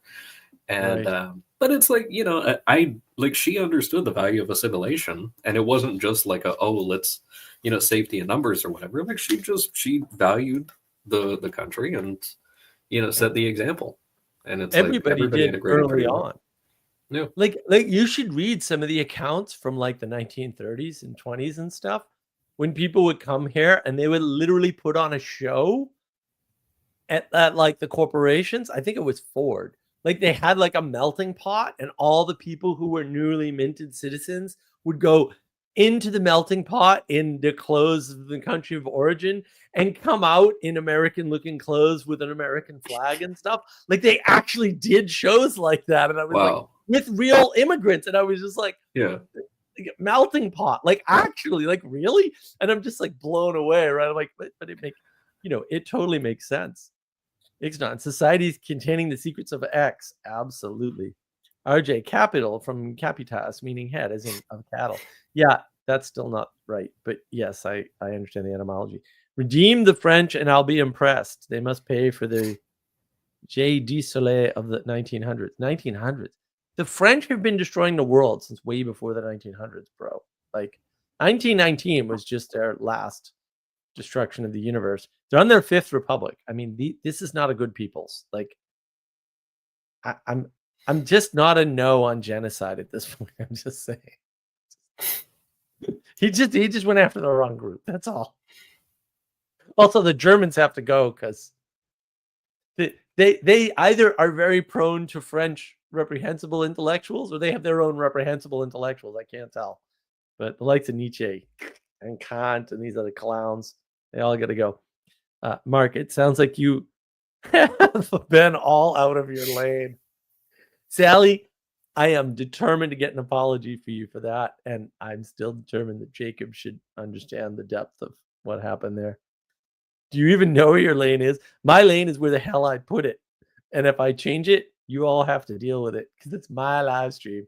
Ixnat, I've got Lefevre and the only cure is more cowbell.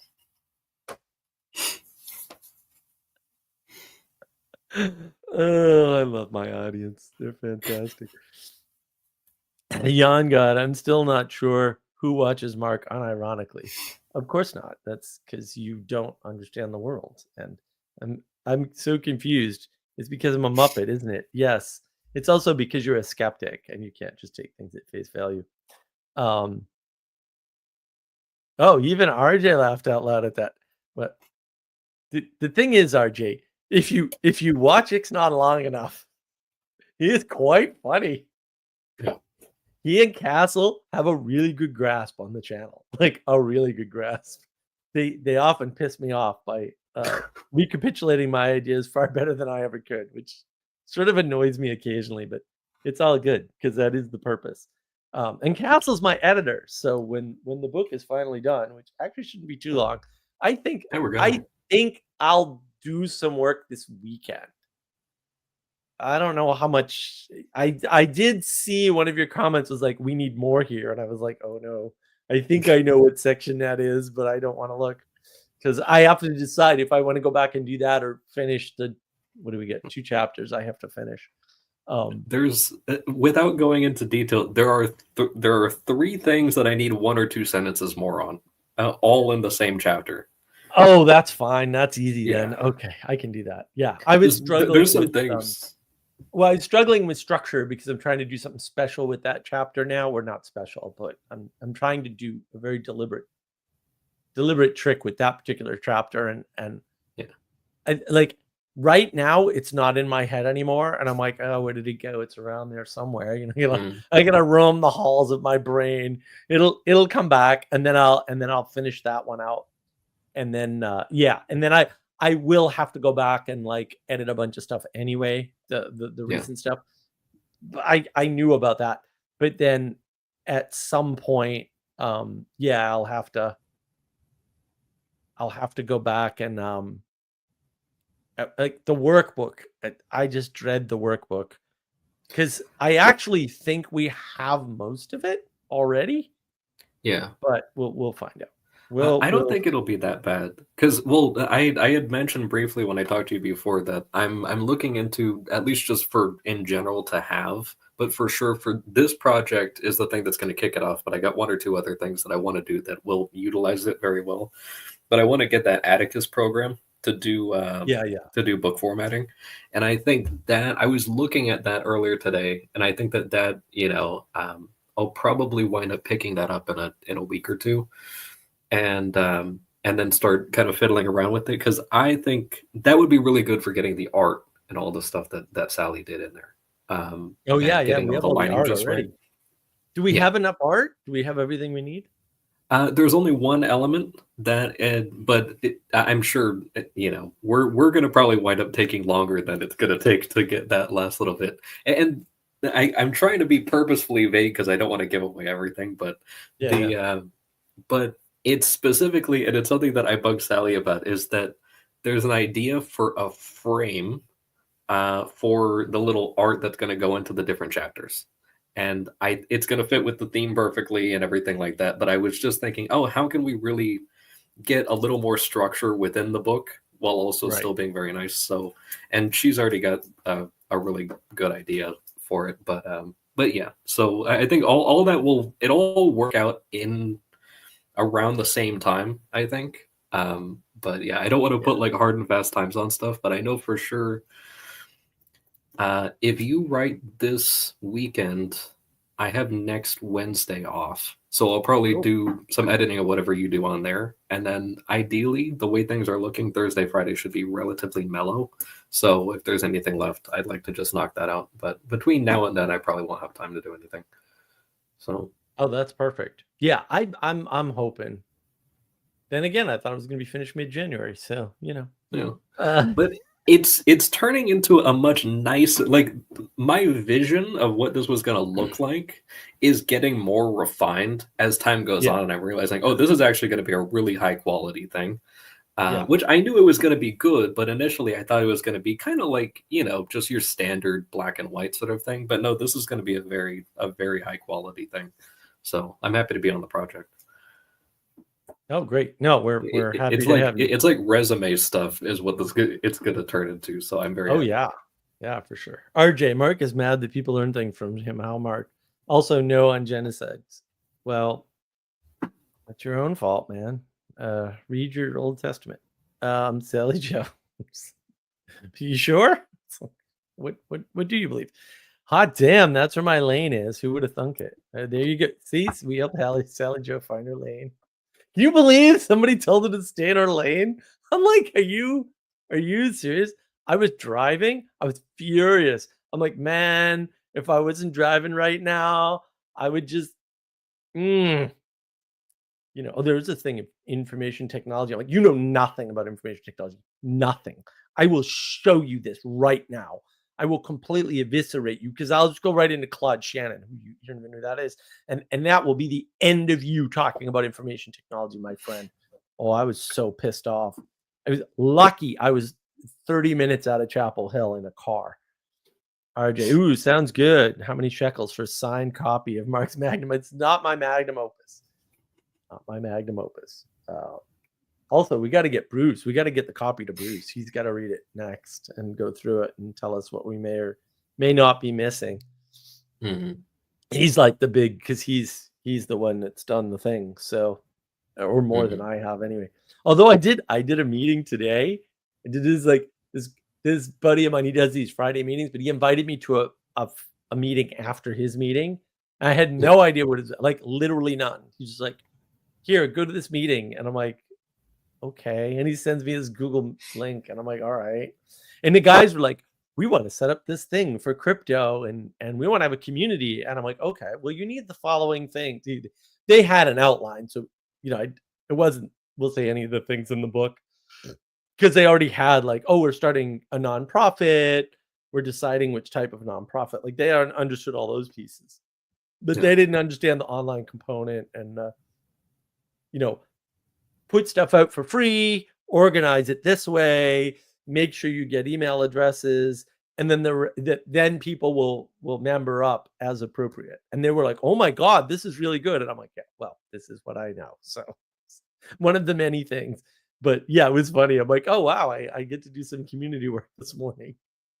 I wish I were getting paid, but whatever. It is what it is. So Sally Joe, I'm doing the last bit for March instead of the t-shirt redo. Oh, okay. Well, that's good. RJ, don't hurt the midwits too much, Mark. They'll be even more drooling rebels. No, they need to go away.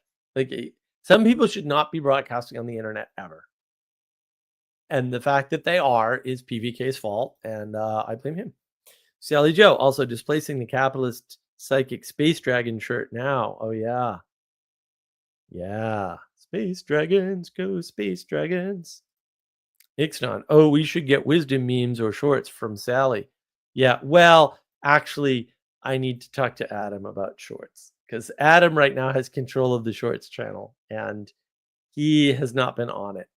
and it's him and his stupid girlfriend and trying to get married is getting in the way of my channel, and I'm not really happy about that. So, RJ, all right, before I gotta go, what's the book on, boys? It's got a working title yet? What's our working title? I'm not sure if they're really. I was actually going to present some to you, but it's on Wisdom Communities. But there's that's kind of It's on what building on. wisdom communities, RJ. Yeah. It's all about how, Yeah. like, you get the book. This shows you how to build and grow a wisdom community. That's it. And then you do that locally, right? And then probably there'll be other things, from that. And then once that is done, I need to jump into my anxiety course and the 12 Rules for Life book club, which I just don't have mental space for right now. And I'm already ready to scream about the AI destroying code rather than writing it. But I will do that later. I usually do that in the background while I'm doing other things. I'm actually, that was all day today. I was like poking at the AI going, dude, write this code. And then it was just destroying stuff. And I'm like, I said to add things. Why are you taking things away? And it's very frustrating. But yeah, the book is on wisdom communities, how to build them. So, and there's a workbook with it, which that's the part that I'm like, I don't remember how far along it is, because a lot of the material was already written. It's been written for years, right? Most of it. So we're just filling in the stuff that I never got around to that we had outlines for. And we didn't have an editor, but now we have Castle. So Castle's taking care of all that stuff for me, so I don't have to think about it, which makes it a lot easier for me to write, because then I can just say, oh, all these things that you want to think about are not yours, and you don't need to think about them anymore. And that actually really helps me, because I'm very used to having to do things by myself, and not having to do that means I can just do more things. Absolutely the same. And I have a lot of use for this book once it's done. So like I'm invested emotionally, and all of my my ethereal resources, as it were.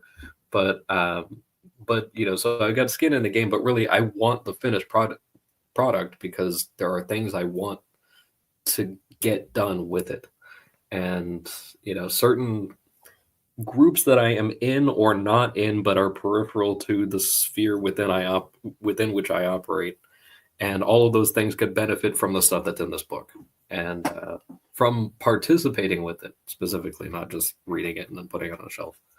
But yeah, it's not a reading book. That's true. It's also not a reading book. It's going to come with a workbook, because there's work involved. It's not a read this book and the world will be a better place, because I hate that stuff. And then I do have the outline for the virtue card games, but I have to revisit it. That was something I did use AI for. That was just fun. I'm like, we're gonna feed this to AI, but we have more stuff. We just have to get, like, there's just so much to do. Like, it's just so many little things, and so few resources. But like, and I thought we were gonna aim to do that for us, but he didn't really take to it. I mean, I could reach out to him again and find out, because we met him at Symbolic World, and he was, sort of like, oh, partially interested, and he did offer some great suggestions and stuff that we haven't really engaged with fully. But between that and the AI, we should be able to come up with some games for the virtue cards. But again, it's another thing. I just don't have the mental bandwidth. Before I was sick, I could do all these projects by myself without any of you easily. That's not the case anymore. I actually need more people. So yeah. But and it's good to have an editor who's invested, because he wants the end product and not. I mean, this is why people are like, you could just hire somebody to do X, and it's like, well, in theory, yes, if I had the money, but I don't, and I don't want somebody hired. I want somebody passionate, because that's what makes good quality products. Money doesn't make good quality products. Yeah. I see that everywhere. Like, there's so many things that I'll go and, like, I'll get relatively cheap, more or less, but pricier than it would cost to just buy some random thing at the store that already exists, and it takes a little bit of extra time, and you got to actually, like, you got this event that's coming up on Tuesday, and so we're trying to to bring back the religious aspect while still doing Mardi Gras, and then prepare people for Lent, which is happening the next day. And so just trying to, like, snipe people right before that transition period. And so there were certain things that it's just like, okay, aside from just junk food and all these little, like, random things that people are going to have for activities, what can we do?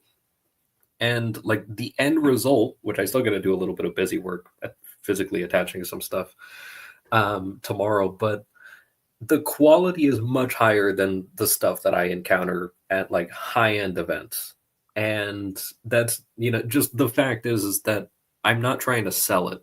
And, like, that's the point, is that you accept it at a monetary loss, and you can get some extremely high quality stuff. Right.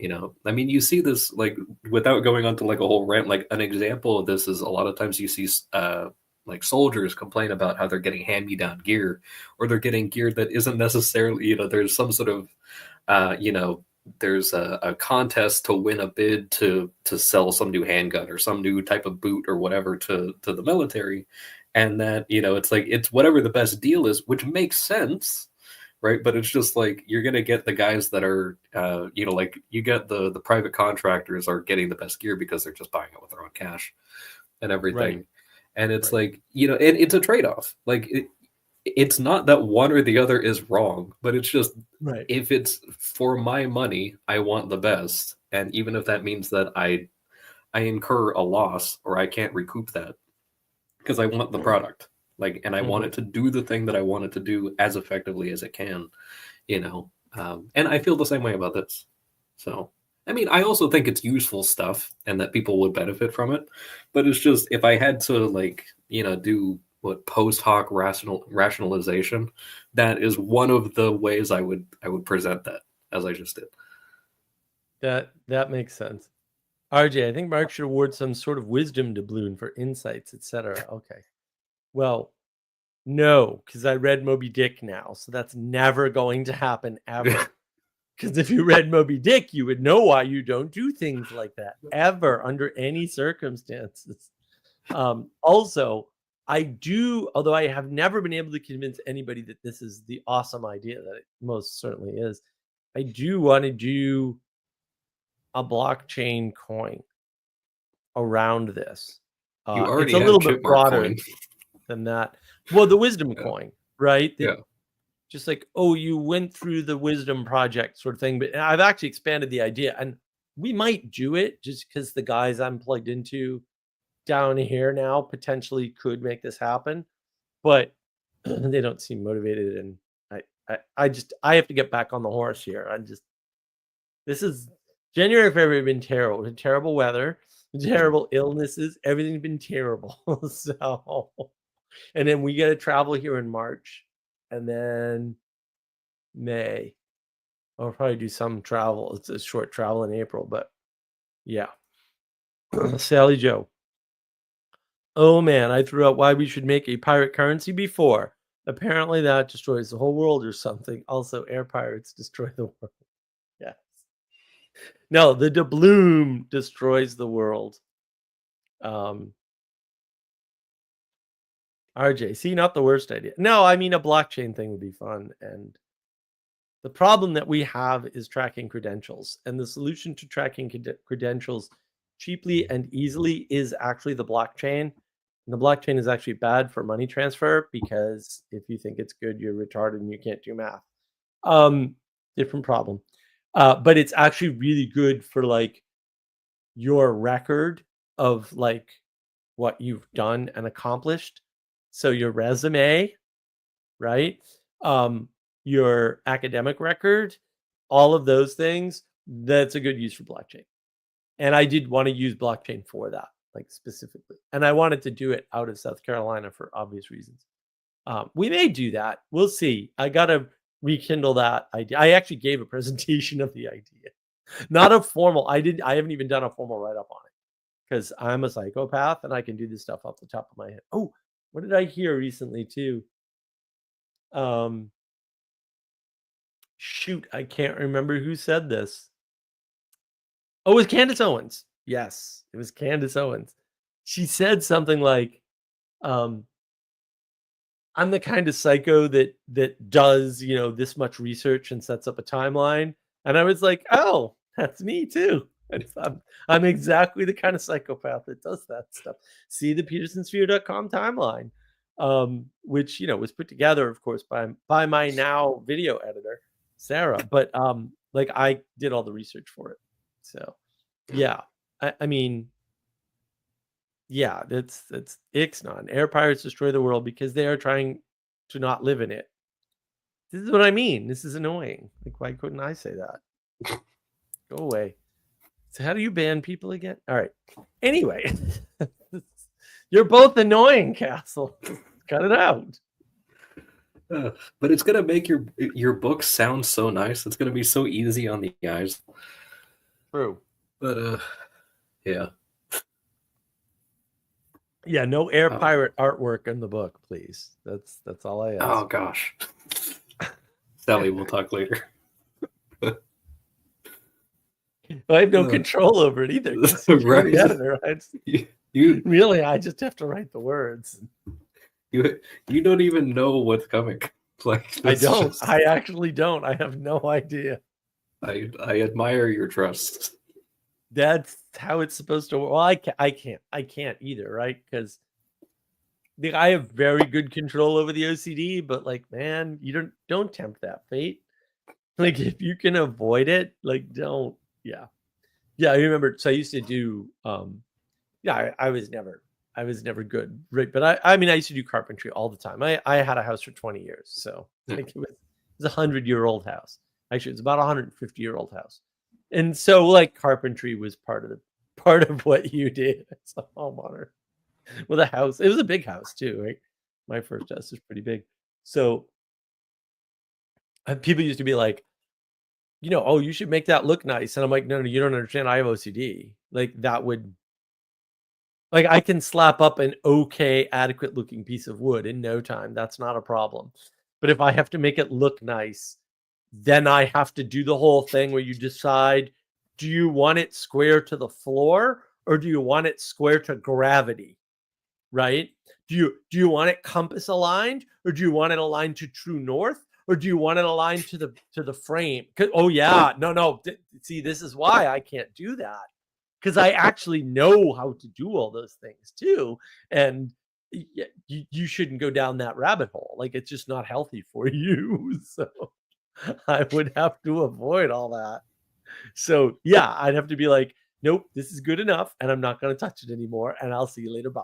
Right? And it was fine. It was fine.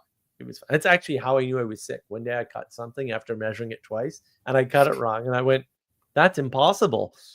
I can't fail at that level." And then I was like, "Oh, that's when I figured out I had an illness." I'm like, "Oh, I'm actually ill somehow." It was like a physical illness preventing me from doing a simple task. I was like, oh no, it wasn't a major thing. It ended up being a thing that I could fix because I know carpentry, right? So it wasn't that big a deal. But I was like, how did I cut this so wrong? It shouldn't be that far off. Like a couple millimeters, sure, but like it was off like a quarter of an inch. I was like, I measured this twice, measured twice, cut once. How did I fail? I used a template too. That was the other thing. I used a cardboard template. I'm like, how did I use a cardboard template and not cut this right? And I measured it twice. Like, this makes no sense. And I was like, oh. Yeah. Then I had to figure out how to measure how I was doing so that I knew, can I code today? Can I write today? Can I do carpentry today? Can I, should I work on the car? What should I do? So there's something interesting about this. So I was thinking about the way that you talked about, having a conversation with Jonathan about patterns, and that there is this bit of a lot of people can't make the associations, and that you were able to recognize based on things that had nothing to do, based on appearances to an outside observer, with an illness, but you were able to surmise that from the fact that you measured something multiple times and didn't cut it correctly. And so there's this thing I ran into a while back. I want to say it was like 8 months or something like that. ago that there was a guy talking about apophenia, right? And this thing of, he said, oh, the way he was presenting it was as a negative. And he was saying, oh, apophenia is when people make associations with things that aren't actually there. And then I looked into it because I'm annoying, and like you said, I like to just research stuff. I told you I read that guy's terms and conditions, like Yeah. his entire company, and it's just like, I actually, if I'm going to get involved in something, I'm going to do it. And but I looked it up, and I was like, oh, the etymology of apophenia is just to shine forth from something, or to shine out from. And then I looked, and I was like, oh, there is a guy called Klaus Conrad, who is a Nazi psychiatrist who actually, he mistranslated the word from Greek, from apophanein, into German, I guess, and then it was then translated into English. But apophenia, he defined as someone making crazy associations that had nothing to do with each other. And he was using this to hospitalize people who didn't need to be hospitalized. And it's just like, okay, look at the history of the things that you're talking about, and it's like, granted, not everyone is going to do stuff like that the way that I do, but I was like, that is a fascinating slip up that people just haven't really caught, that people are using this in a negative context. But it's like, what you were using was apophatic, like, intuition that you had there. And it's just like, I use that all the time. But there's lots of, like, you can watch me do it on our Language of Creation book club. Like, I do it all the time. Right. But there's a lot of things, and granted, like, a lot of people can't do that, and maybe not everyone should. But there's a big danger there. So I started reading this book with my ears, called Visual Thinking by that Temple Grandin. And it's really good. Like, I had listened to, I think it was Animals Make Us Human. That was a fantastic book, but Visual Thinking is excellent. And what's funny is I started encountering a bunch of stuff that was like so close to navigating patterns terminology. She talked about sequential and discrete, and she went on like a whole thing like that. And it was just like, oh yeah, there's a lot of things here. She shuts down Rene Descartes super easily, as people generally should be able to at the beginning. And talks about the overemphasis on propositional thinking. And she's just like, she's going through, and I was like, oh, this lady, she 100% gets it. But it's like, oh, she's on the autism spectrum, but she's pointing out that not everyone who is on the autism spectrum is capable of the type of thought that she's presenting for examination. But just pointing out, like, oh, she even says, and this was to an earlier point from when we started talking, that she said, algebra is screening these types of people out who are capable of solving math problems without telling you how they did their work.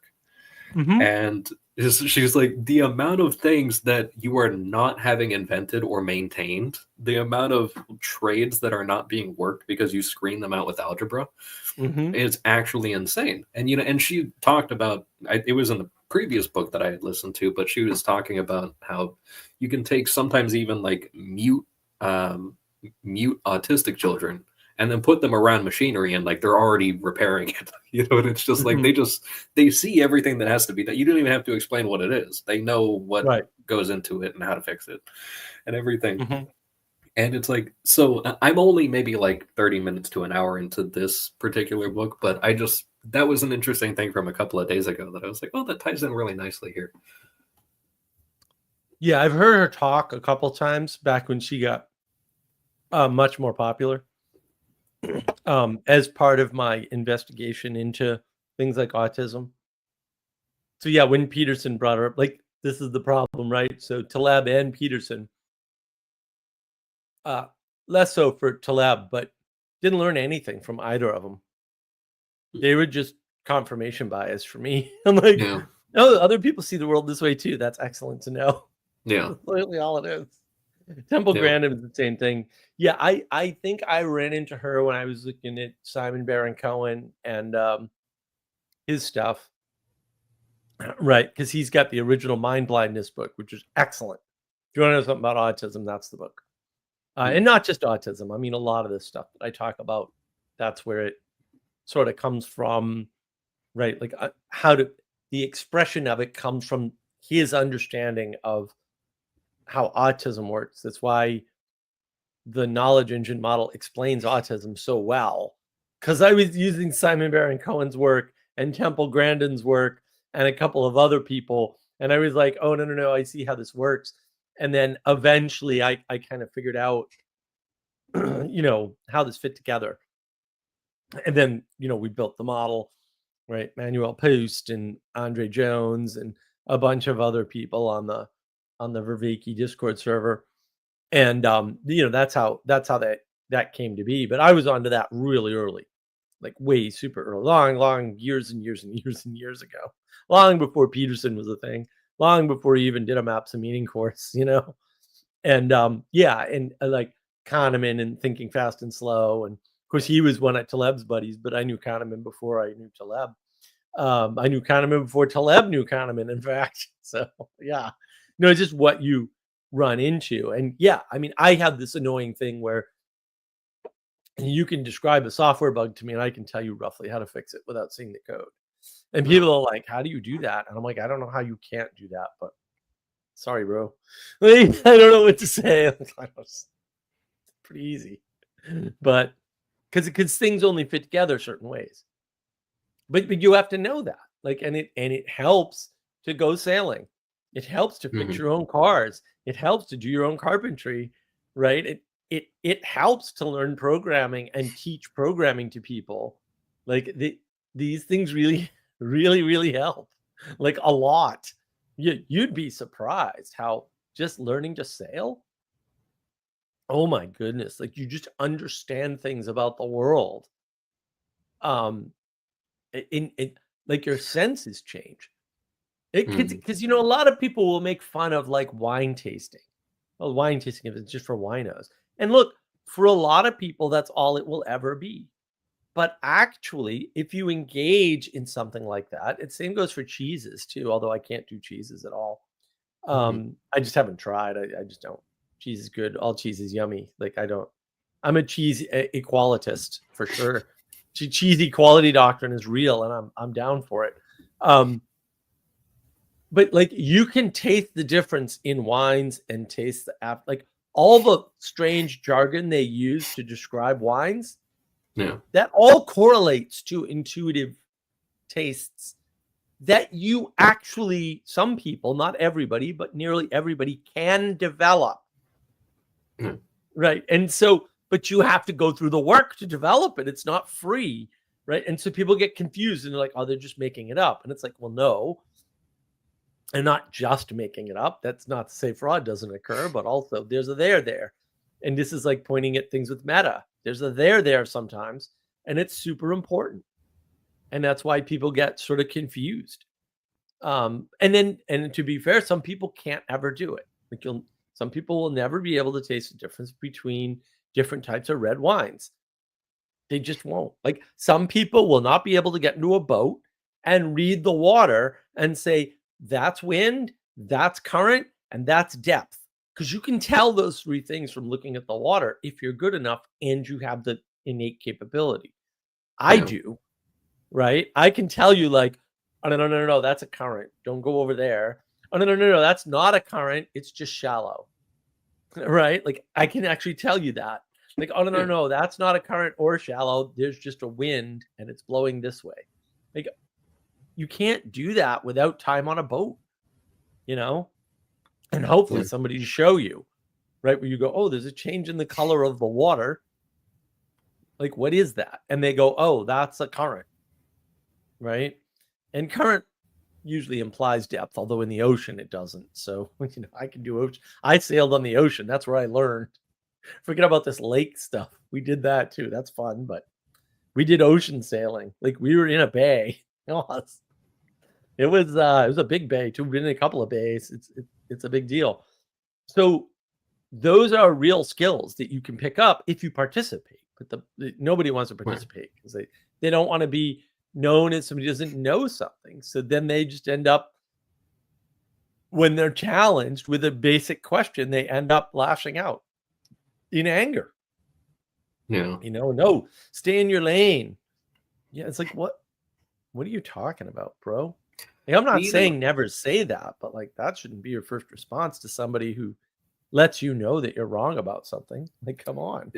And that's something, so the last time we had a book club, I mentioned a story, but I didn't tell like the whole thing. And it's not actually that long. I can give a condensed version, but I had talked about how there was a guy who was a historian, and that there was another, he was extremely talented, great orator, very strong community leader as well. And the guy wound up going, and he had another associate who was also a historian. They studied the same field and everything, and that the guy who was also there was kind of second to him always. And that was just always the case. The first guy got there first. He was mentored by the guy who ran the community, who actually established the whole thing. Like, there's advantages there. And he was just naturally more talented at that specific thing. And that the second guy wound up going and deciding that he was going to have a complete career change, even though that subject of history was his passion. That he worked for that for years, but he said, no, I'm going to switch to something else because I don't want to be second to this guy. And that he would just completely throw away his life that he had built for all of that. But what wound up happening, and he did do that, and it was very sad. But the thing is that the guy who was first, years later, and that guy was a super nice guy. Like, he wasn't in it for, attention or whatever other sort of stuff. He would have gladly just been friends with the guy and even given him pointers or whatever. But that guy wound up having a stroke, and he was not capable of doing his job in the same capacity, even remotely. Like, he was cut down to like 15%. And the guy who was second, if he had just been the guy's friend and stuck around for a few years, not only could he have become first, but he would have had a very good friend for many, because he still lived for many years beyond the stroke. But he would have then had a promotion to a very high level within that community. And he wouldn't be infamous for the fact that he threw all of it away, But it's like, there's so many advantages that were just waiting for him. And he could have actually been good support to this guy who then needed support because of, and he did have other people in the community who helped. But it's like, there's a lot of things that are lost by just not taking the hit, and it's that thing. I mean, it was what King Solomon said, something like the fool, something to the effect of like the fool despises reproach or something like that. And it's just like that. It's better to be reproached for being wrong than it is to receive so many compliments and everything. And it's just like, you might as well just take the hit and actually even be second, because at least like the other guy's not going to last the whole time. And maybe you don't actually have to be the best. Maybe there's enough work to go around.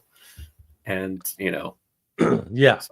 It's weird to me that people want to be the best. I'm like, I don't think you do. I think if you knew how much more work it is to be number one than it is to be number two, that you'd be like, yeah, it ain't worth it. Because it really actually isn't. It's a huge sacrifice to be up front. I do have to correct Sally. Life is anti-fragile, not resilient. There's a Taleb talk that I was listening to. Don't remember what it's called now. Oh, here it is. Nassim Taleb. Fragility, robustness, and anti-fragility. Yeah. December 13th, 2024. Maroon Siman, Faculty of Engineering and Architecture. I don't even know what that is. Anyway, Taleb gave a great talk there. I haven't finished it. I finished most of it. He's not going to say anything I don't already know, I'm sure. But I do like Taleb does really good with his talks because he doesn't tend to repeat himself. He seems to be able to give slightly different perspectives on his work. And I love that, right? Because it helps me see things differently too. So yeah, it's really handy when you're out in the world participating and getting perspectives. And just the stuff you can learn from even otherwise worthless alcoholics about carpentry or sailing or whatever. It's always amazing the stuff you can pick up, especially if you're open. Like, I'm always open to like because I'm not the best sailor in the world. There's a bunch of stuff I can do that other people don't seem to be able to do, but like there's a ton of stuff that I just don't have that much experience with. I was on a boat with my buddy once. We were out by Martha's Vineyards. We were in the rough Cape Cod. And that's a very crowded area in the summer. There's just boats everywhere because it's wealth, right? And my buddy, like he's got some money, but he's not like he doesn't like to spend it, so he builds his own boats. Mhm. So he has this little catamaran. It's like a 15-foot cat, and I love catamarans. So I'm like, go out on a catamaran. Can't get me there quick enough. Just tell me where the cat is. I'm on it. I love catamarans because that's what I learned on. So he's got this catamaran. He put hard decks on it, and he cut down gardening chairs and put them on the deck so you could sit on the deck of the boat. Yeah. That's it. The boat is a little dirty, because he doesn't keep it spotless or anything, right? And he does all his own maintenance pretty much, right? Even though he could pay somebody and have all this done. And we were sailing by Martha's Vineyard, which was very nice, gorgeous, absolutely beautiful. It was like 87 degrees out, and we were out on the water, which is perfect in New England. It was just a perfect New England day. And there was a guy in a boat. I don't know, it had to be $1 million boat at least. It was a monohull. He was leaned all the way over. The gunwales had water on them. It was a wooden boat. It was a beautiful boat, absolutely gorgeous boat. Way more sail than we had. Way more, probably twice the sail area. And he was coming up on us, and my buddy goes, and he gets up from his chair, and he literally pulls one of the sails in like this twice and sits back down. And the damn cat goes, boom. And I mean, it was unbelievable. I'm like, how did you pull the sail in that little and get that much more speed? And we beat the guy in the big boat because he was trying to beat us. And I didn't even notice. I didn't even care. Like, I'm out on a boat in the water in the summer in New England across the vineyard. Like this, it's just everything about it's gorgeous, right? I'm like just blessed, totally blessed, right? And we've got so he had been like, he goes boating all the time, right? He owns like, I don't know, 4 or 5 boats, little ones mostly, but whatever. He's got a ton of boats. He didn't understand because he was like, well, we have to get stuff to eat. And I'm like, okay, bro, but like if we're going out on a boat and all we have is like a barbecue, like you go to the store and you buy the pre-marinated meat in a packet. And he's like, what? And I'm like, yeah, this is the way this is done. And then he did that. Of course, he's done it every time since because he's like, that's brilliant. I'm like, I guess. Like I thought it was obvious, but you buy the pre-marinated meat out of the grocery store. It's relatively inexpensive, and you don't have to marinate the meat. You just throw it in the cooler and take it with you, and then it's perfect for a boat. But like, see, I knew little things like that. He knew. Yeah. I mean, this boat was so well built. I think he still has it. It's over in North Carolina now. But like, that guy was bullshit. He was so angry. Because my buddy his boat was tuned. It's a cat. Monohulls do not beat catamarans. That doesn't happen. Catamarans are quick. They draw so much less water. They just need less sail area. And you can usually have more sail area because it's a bigger boat, right? You get a big flat area. We weren't out of the water pontoon-wise. If we got out of the water pontoon-wise, we could have really screwed on that boat. Because my father used to do that. We used to fly the cat. It's called flying the cat. We go up on one pontoon. And like you go up on one pontoon in catamaran, and man, it's like hitting the gas in my sports car. Boom! You're like jetted back. Because the boat, you lose half the surface area in the water, and you usually gain a bunch of sail efficiency if you do it right. And so those cats will fly when you get one pontoon out. They'll just cook. It's a really dramatic feeling. But if you know how to do all that, and then you got to balance the boat, by the way, otherwise it goes over and you get wet. So like this is not a trivial thing. Like you got to know what you're doing to fly a cat. My father never knew what he was doing, by the way, because I don't think he ever brought that boat in the water, flew it, and didn't dunk it. I don't think that ever happened. I could be misremembering because whatever, but boy, you put that boat in the water a lot. I never put the boat in the water. But when you do that, you have to be really careful about how far over you are and where the wind is, whether the wind shifts, and it is a non-trivial thing. But if you can learn to do that, whoo, you are deadly with a boat. Absolutely deadly. Yeah. And the cats I have were two sail cats. You had a mainsail and a jib. I usually operated the jib. But then later, like my father got a day sailor and we did some lake sailing. That was awesome. We had fun on the lake. Lake sailing is a lot of fun. I did some sailing too in Boston on the Charles River. And that's fun. Except there's a place on the Charles River where if you're not careful, the Hancock Tower affects the wind. And so there's a wind line. And actually Boston's a windier city than Chicago. Haha. There's a wind line on the river. And if you hit that wind line and you're not prepared, you can go over pretty quick. People should go over all the time. Yeah, you gotta be careful with that. And it's a river, so like current is a big problem, especially on the Charles River, because it's a river, man. Like there's currents all over the place. Everything's pushing you one way. You don't get that on the lake so much. In the ocean, you get all kinds of wacky currents, but learning to navigate, say, all three of those environments in a boat, man, you just learn so much about the world and how the world is connected and because you get the wind and the water and the physical boat is the mediator. So you've got the mediation between heaven and earth. Yeah.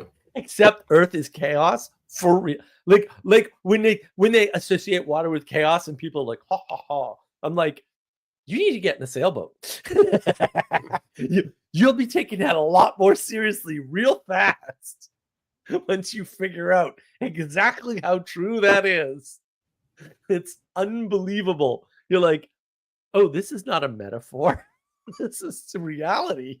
This is the way the world is actually laid out. It's like, oh yeah, you have no idea. You have no idea. Have you done any sailing, Castle? No, what's actually too bad is there was a time that someone actually gifted me sailing lessons or an opportunity to do it, and I wasn't able to do it. And I've been out in the water a lot. I've been in the water a lot. Because right. I did knew scuba that. diving and Right. all those sorts of things. And I had done whale watching tours and those sorts of things. But in terms of actually manipulating a boat, I never got a chance. But yeah, maybe someday. But yeah, no, it's worth it. It's worth it. Yeah, my mother one year she bought me a year's worth of the summer sailing program at the Boston boat thingy when I was back a million years ago when I lived in Brookline. So it wasn't that far. Oh, yeah. And then if you ever see a picture of Boston, especially like one of the shots of the Salt and Pepper Bridge, the Longfellow Bridge, the boat club's in that picture. It's in the front. It's nice. bridge. Next to the hat shell, and we're right behind the hat shell. So if they ever show the hat shell and the boats, that's the boatyard. That's where I was sailing. That's the section of river between the Longfellow Bridge and the I think it's the BU Bridge, if I remember correctly. It might be. Oh, it's not the BU Bridge. It's the other bridge. It's the Smoot Bridge. It's measured in smoots. Yeah. So it's between those two bridges, and it's interesting too that the three environments are different. Like really, sailing on a river is totally different from sailing on a lake, and none of those have anything in common with the ocean whatsoever. So yeah, but I really think that like sailing in particular, I mean, when you learn to be the mediator through the boat of the water and the wind, and especially if you learn some of the knots. Mhm. And it was funny. I needed to tie something up the other day, and of course I was a Boy Scout and stuff, but I don't remember the names of the knots. Yeah. But I needed to do a particular type of knot that tightens as you pull on it, but is easy to release, because there's lots of knots that'll tighten when you pull on them, but This one, you can make it as sloppy as you want. Like you could leave a foot of space between you and the thing you're tying, and it'll just tighten up and snug up, and you can undo it real easy. I do not remember what the name of that knot is. But it turns out that I can just tell my brain that's what I'm doing, and the knot appears, and I'm like, oh, Nice. okay, well, whatever. Yeah, after all these years, I know enough of this stuff. Yeah, there was another one. Like I have to tie up my I have a little tent that I used to put the car in, and then we moved it to make it a little gardening garage. So I moved it across the yard, which is actually a big project. So we moved it with some help, and rather than dismantling it and rebuilding it, which is maybe what we should have done. We moved it across the yard, and at some point when I got the golf cart, I like broke the rope and like one of the grommets and like destroyed the door. And I was like, oh no. And it's not real bad. Like I fixed it with like waterproof tape and stuff. But now the door doesn't open the way it's supposed to anymore. Like you used to be able to drag it like this and Yeah. it would roll up and all that. It doesn't do that. That's all gone now. And I have only myself to blame. Right. And so I roll it up, and then I have this piece of string that's the original string, and I have a way to knot it, and I don't even know. I can't remember what it's called. And I just knot it that way, and when you're done, like you knot it, and it just holds the door up when you roll it up, and then you just pull on it, and it vanishes, and the door goes shoop and rolls itself Nice. back down. Yeah, it's kind of cool. I'm like, oh yeah, I don't even know what that knot's called anymore. And I have the knot book somewhere. It's in the shed, obviously, but I'll bring it out at some point and start doing knots again. But learning knots, super important, and learning to sail in the 3 environments, super important. I think if you can do it, and maybe you can't, like fair enough, but like if you can do that, like like the world just becomes easier. Like you just learn so much about the world around you and how to navigate, literally, how to actually navigate everything around you, and it really gives you a sense for participating in the connectedness of things. Yeah. Because again, if you're mediating between the wind and the water using an object, right, that has limited tools, because there's only so much you can do with sails and you know, what do you have? You have the sail, you have the sail or maybe 2 sails, you have the rudder, and maybe you have the keel, right? If you have a catamaran, you just have the hulls. And then you have your body weight, right? And that's what you're mediating the wind and the water with. And if you can master that to any degree, you really get a sense of participation and orientation instead of mere direction. Because direction doesn't work on the water at all, especially not when you're constrained by the wind. Because you can't go in any direction you want in a sailboat. It doesn't work at all. You often have to go at a 45-degree angle to the direction you want to go in to get someplace. Yeah. That's not unusual. And you also learn momentum, which is super. That's one of the things I need to figure out how to talk about better on navigating patterns is momentum. Momentum is like people are really missing momentum. That's why I was saying like we're living in the chaos of failed experiments right now. There are a bunch, not all of them failed, right? Obviously, the United States experiment did pretty well, and it may still continue just fine. Like I don't see any particular reason to believe that the U.S. is over or anything stupid like that. I think that's completely overblown. But like there are experiments in the world, like the European Union, that are failed. Like they are failed, and that's what we're seeing.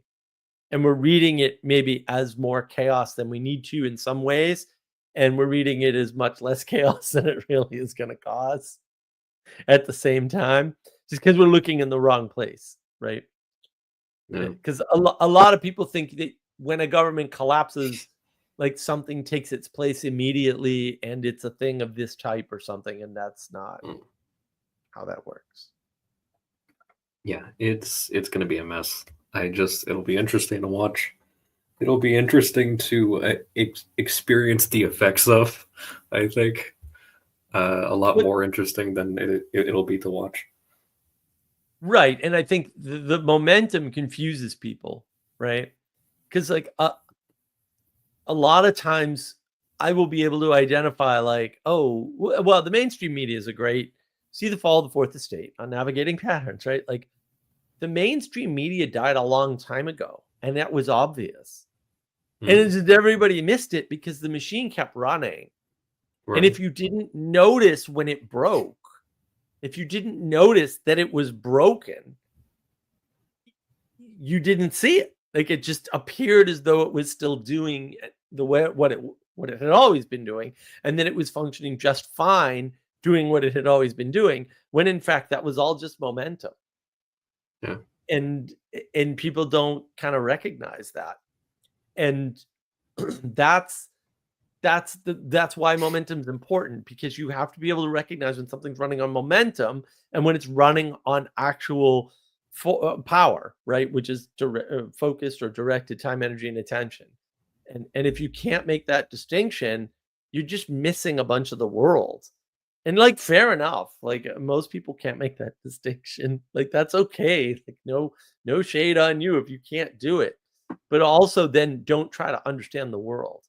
And I thought it's interesting because Jacob has been harping on the fact that, like, Curtis Yarvin has been on an apology tour because he was wrong about everything. All of his predictions were completely wrong because the system he set up was wrong. It's not that hard. Like I was saying, like, no, this guy's a clown. He's wrong. Like, this is a ridiculous way to think about the world. It doesn't explain what he thinks it explains. And when things unfold, or as they unfold, it's going to be shown that he's a clown and that he was wrong.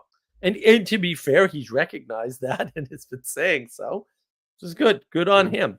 Yeah. But like a lot of people followed him, and it's like, no. And unfortunately, Carl Benjamin's in the same boat. Like he's so close, but he's just not there.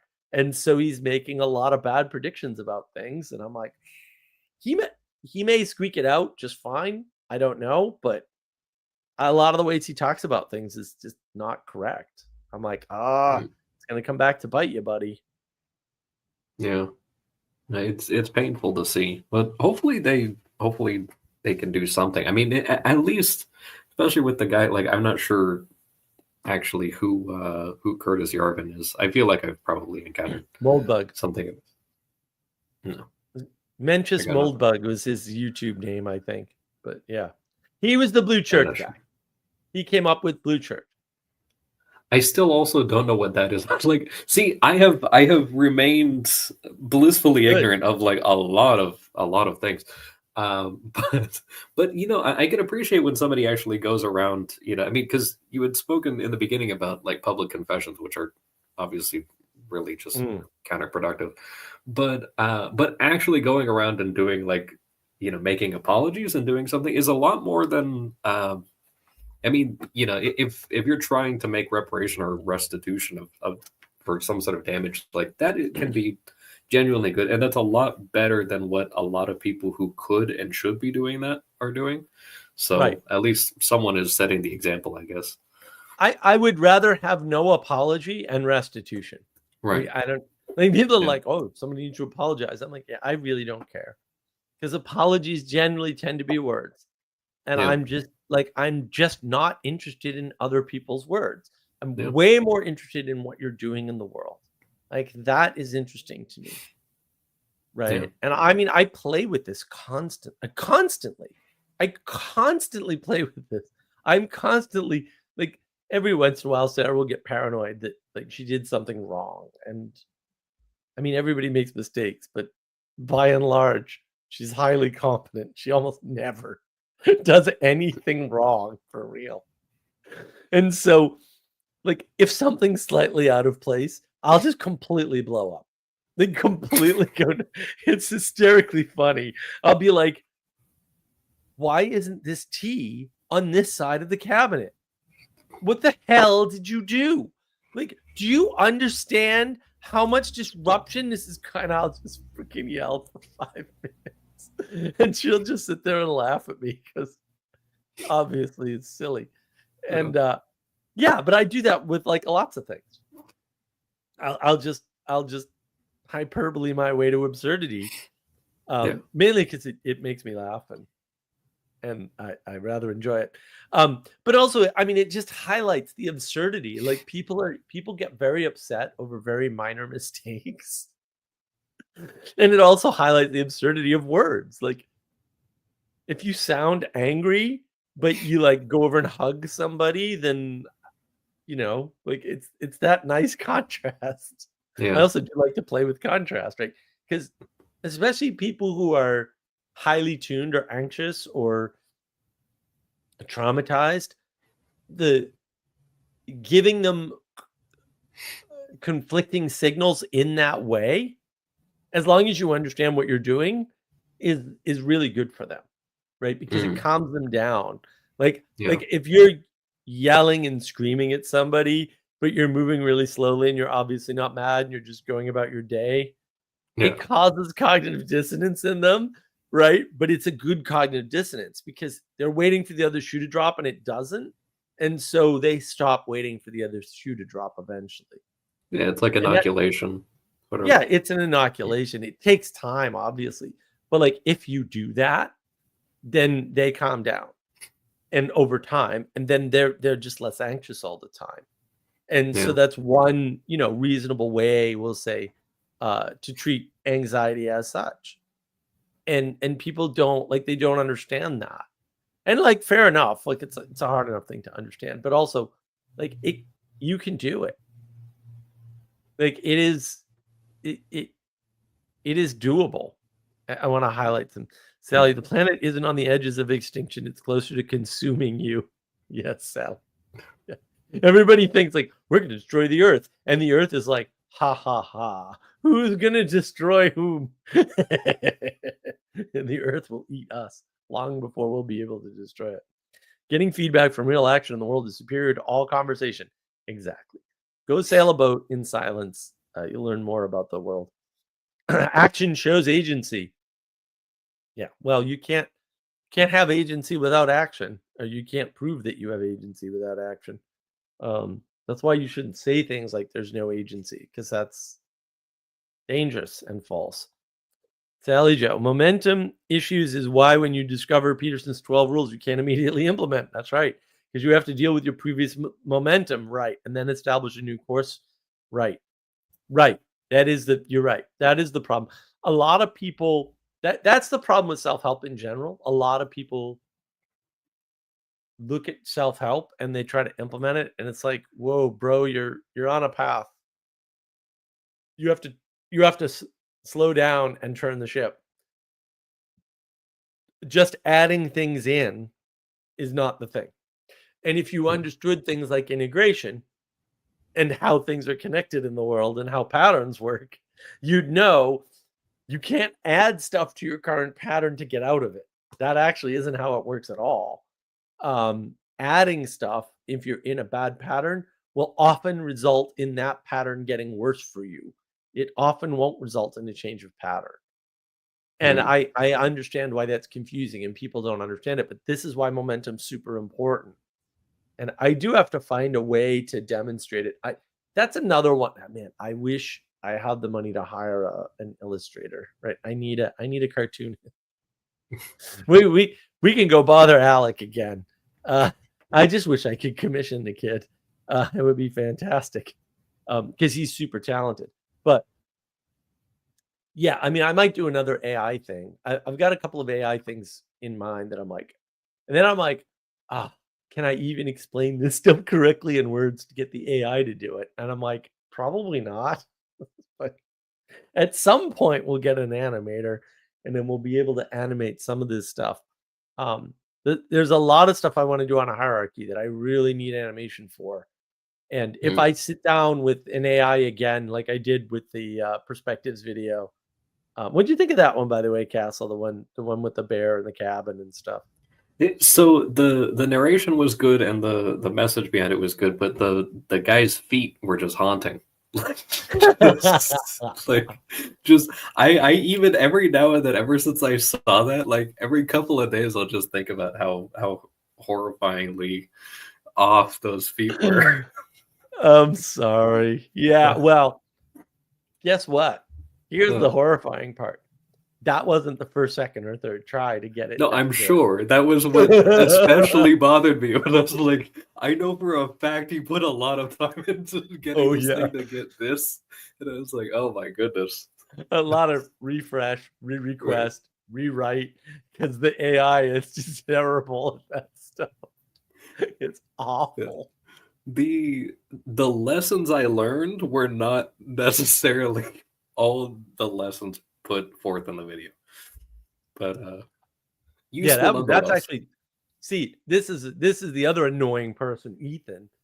Right? He's the one that came up with all that, and I'm like, that's brilliant. I'm definitely going to steal that. That's absolutely great.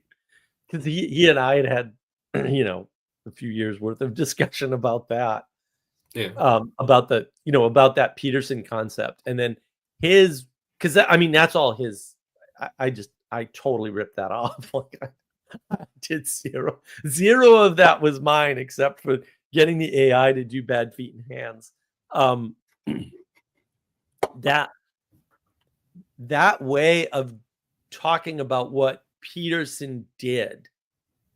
When he talked about like walking through the woods and seeing a sitting thing and not a tree stump.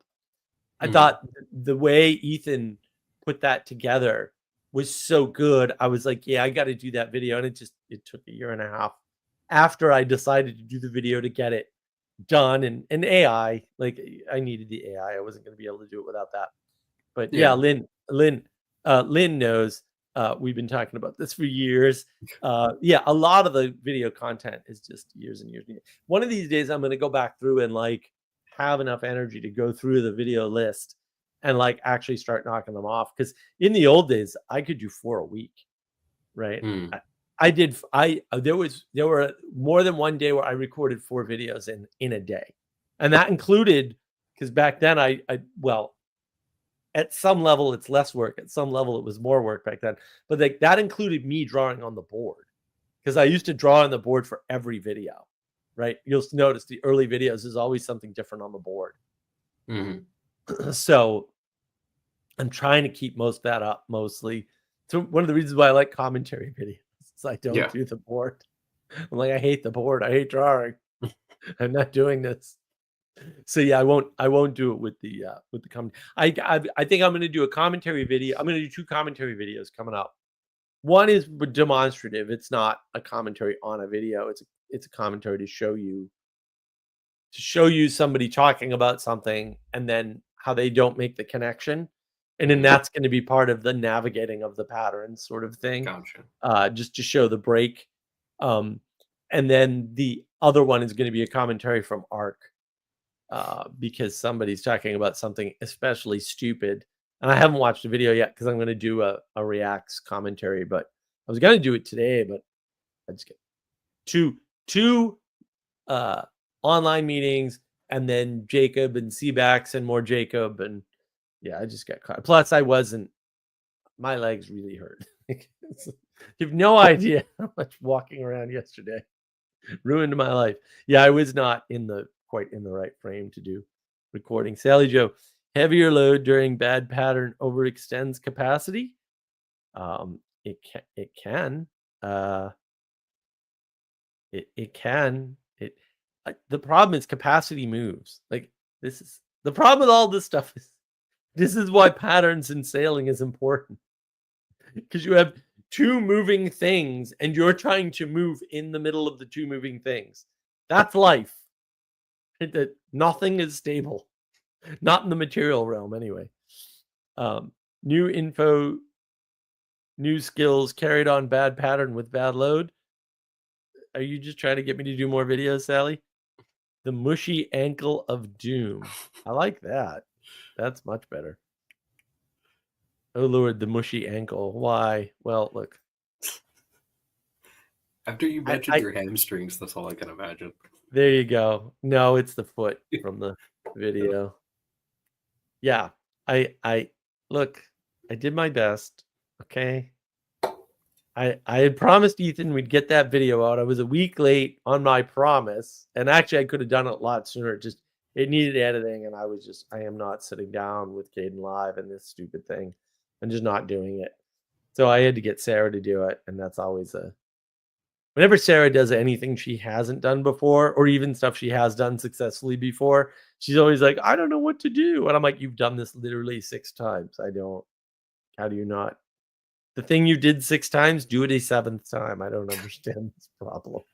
But, But I don't the understand. last video But very well. yeah, people often come to me with things, and I'm like, that's not an actual problem. I don't understand what you need. What are you talking about? Lynn, suicidal empathy. Gad said, yeah, empathy is evil unless you're a mother with a child under the age of 5. I'm going to die on that hill for sure because Manuel and I worked that out, and it's solid. Empathy is bad. Bad, bad, bad, unless you're a mother. And you can have empathy towards your child under the age of 5. After that, you cannot do that anymore. Don't do that. Yeah, the individualism focuses you inward, and you know that, and you feel guilty, and you want connection. So, see, even Lynn knows, can confirm. Excellent. So what happens is they redirect your narcissism outward, but it's still individualistic, right? And it still feeds your narcissism, because in order for me to have empathy for Castle, I have to encompass not only all my own emotions, but his, and I have to understand them at least as well as he does.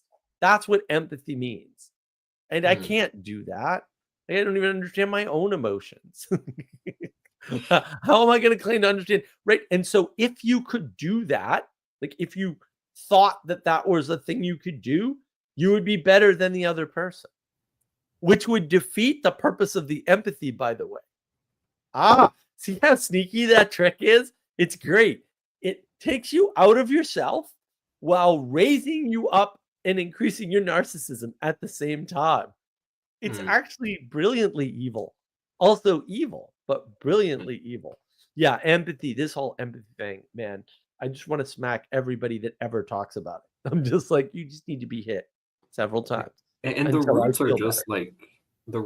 like to suffer with or something like that, or to suffer in. And it's like it's misery loves Right. company. Like that's pretty much what you have going on there.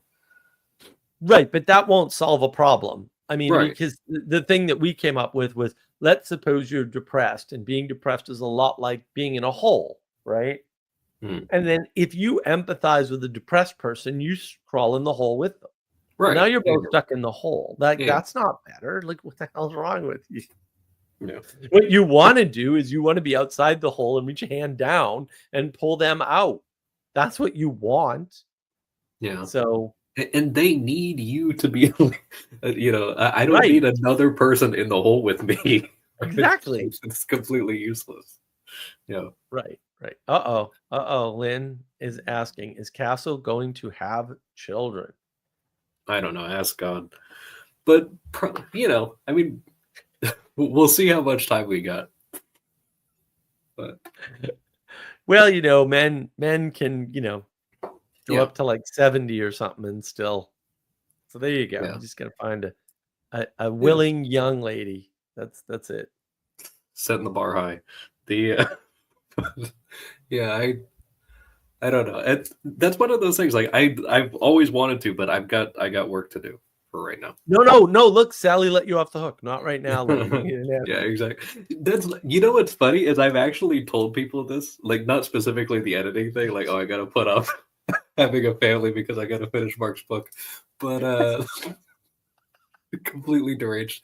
But the fact is that I've flat out told people, like I see it very clearly that it's like, no, I'm developing certain skills and relationships and things like that that are really necessary, and I can actually see will be relevant in the future for a lot of things. A lot of stuff I didn't even know that I needed, but I'm noticing like, oh, this will be relevant to the story later, And so I see a lot of that, Right. but I also realize like I see a lot of people who are involved in projects that I'm on, and a lot of them are married and have kids, and they don't have time for that. And they are trying to, like, there's one guy in particular, very nice guy, but he was on a group for projects that I was on, I'm still on, and the guy just completely fell off the map. He's got like a 1-year-old or 2-year-old or something like that. It's just like, right.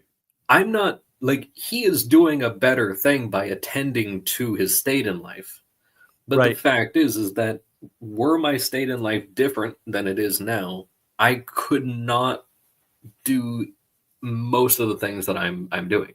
There's certain Yeah. affordances, you know, like you had done a commentary on a video before. There was a comment that was made of, oh, you know, you lose the years of when you have children or whatever, and it's just like, no, Yep. like you wind up you gain something else, but Right. the way those years manifested are different. And so right now, like there's a certain number of things that need to manifest before that affordance can be, you know, Well, allowed. Like, because it's not and about me. yeah, and I think that the real problem is things like, well, get married or have kids.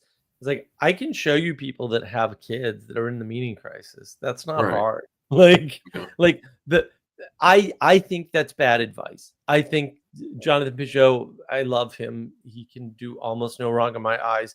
Go to church is not a solution. I'm sorry. Like it might work for very many people. Like I totally get that, but also I don't think so. I think those effects are temporary. I think like the ortho bros are all going to blow out. I don't think any of them are going to affect the Orthodox Church negatively because they're all going to leave first. And I hope I'm actually right about that because if they stay, fundamentalist evangelical Protestants are not going to have a good impact on the Orthodox Church ultimately, right? Unless they get transformed, which, you know, God willing, they will. But if you don't have the intimacy crisis solved to a certain level, getting married and having kids is not a solution, but it does create a bunch of problems. And I Right. think that's actually where the key is that you have to solve the right things in the right order. And it's the in the right order part that people are going to be struggling with next. They're not yet because they still don't know the right things. That's why ARC is dumb. They're not even talking about the right things yet. Um, a few people are getting there, but you know, Peterson's not there. But then you have to solve things in the right order too. And sequence matters. And I know a lot of people don't understand sequence anymore, and I'm just confused by. I'm like, how do you not know that it matters what comes first and second and third? And they don't. They clearly don't. And I'm like, it kind of matters. Like it kind of matters that, you know, Crimea was 2014. Like you can't say the second Iraq war was a mistake or like was bad. Like you're just ignoring you're middle out thinking your way through a problem and ignoring what came before, which actually is like that's why there's no such thing as World War II. This is World War II. That's the dumbest thing in the world. Like you cannot think that way. Like there's a great war with a break in the middle because World War II doesn't happen without the Treaty of Versailles. Like flat out does not, cannot have happened, would not have occurred at all. Like the thing that caused World War II is World War One. Like so, there's no World War II. This is a dumb way to think about the world. It's the Great War, guys. It didn't end. There was a break in the middle. So yeah, and I mean, I think part of that is having some level of self-awareness, which you know Lynn shows here, right? Lynn, sorry, I am projecting. I just want a grandbaby from my awesome son. Right. And so yeah, I mean, we'll get Castle on it as soon as the book's done, Lynn. Don't worry. Once he has the book and implements it with, I think he's got at least three places he thinks he can spread it around right away. Once he's done that, like once he's gone through it, the rest will click, unless he gets sailing lessons before then. But then he'll have all the intimacy crisis stuff solved, and the women, there'll be so many women, you just won't even know which one to pick. It'll be great. But yeah, I just got to get through the next year and a half, I think, before I actually can't see beyond like maybe 6 to 8 months from now or something like that. And which generally means that, you know, there's, you know, not, and again, not like a weird sort of like future telling type of stuff or any sort of thing like that. But when I'm not capable of doing that, it just means that I need to like focus on now and just kind of get the stuff done and everything. And so like if I just look at the way that a lot of things had kind of happened in previous experiences, that a lot of times it's like, well, once all of the certain projects get done and those products wind up going to wherever they're going to go, then there's a lot of new affordances that I couldn't possibly predict. So there's no, it's like it's folly for me to even try to plan that far ahead, because it's like I have no idea. Like there's stuff I want to do, there's stuff that I'm confident will happen, but it's not. If I try to control the timeline, then I'm gonna screw it up. So it's just like I have to surf it. Like that's the only way. Well, I think when people talk about Kairos moment or the singularity, which is the same thing, by the way, so don't be fooled. That's what they're talking about, right? They're for people that can make predictions into the future that are reasonably accurate. When they can no longer see the long time frames, but only the short ones, that's because things are coming together. Mm-hmm.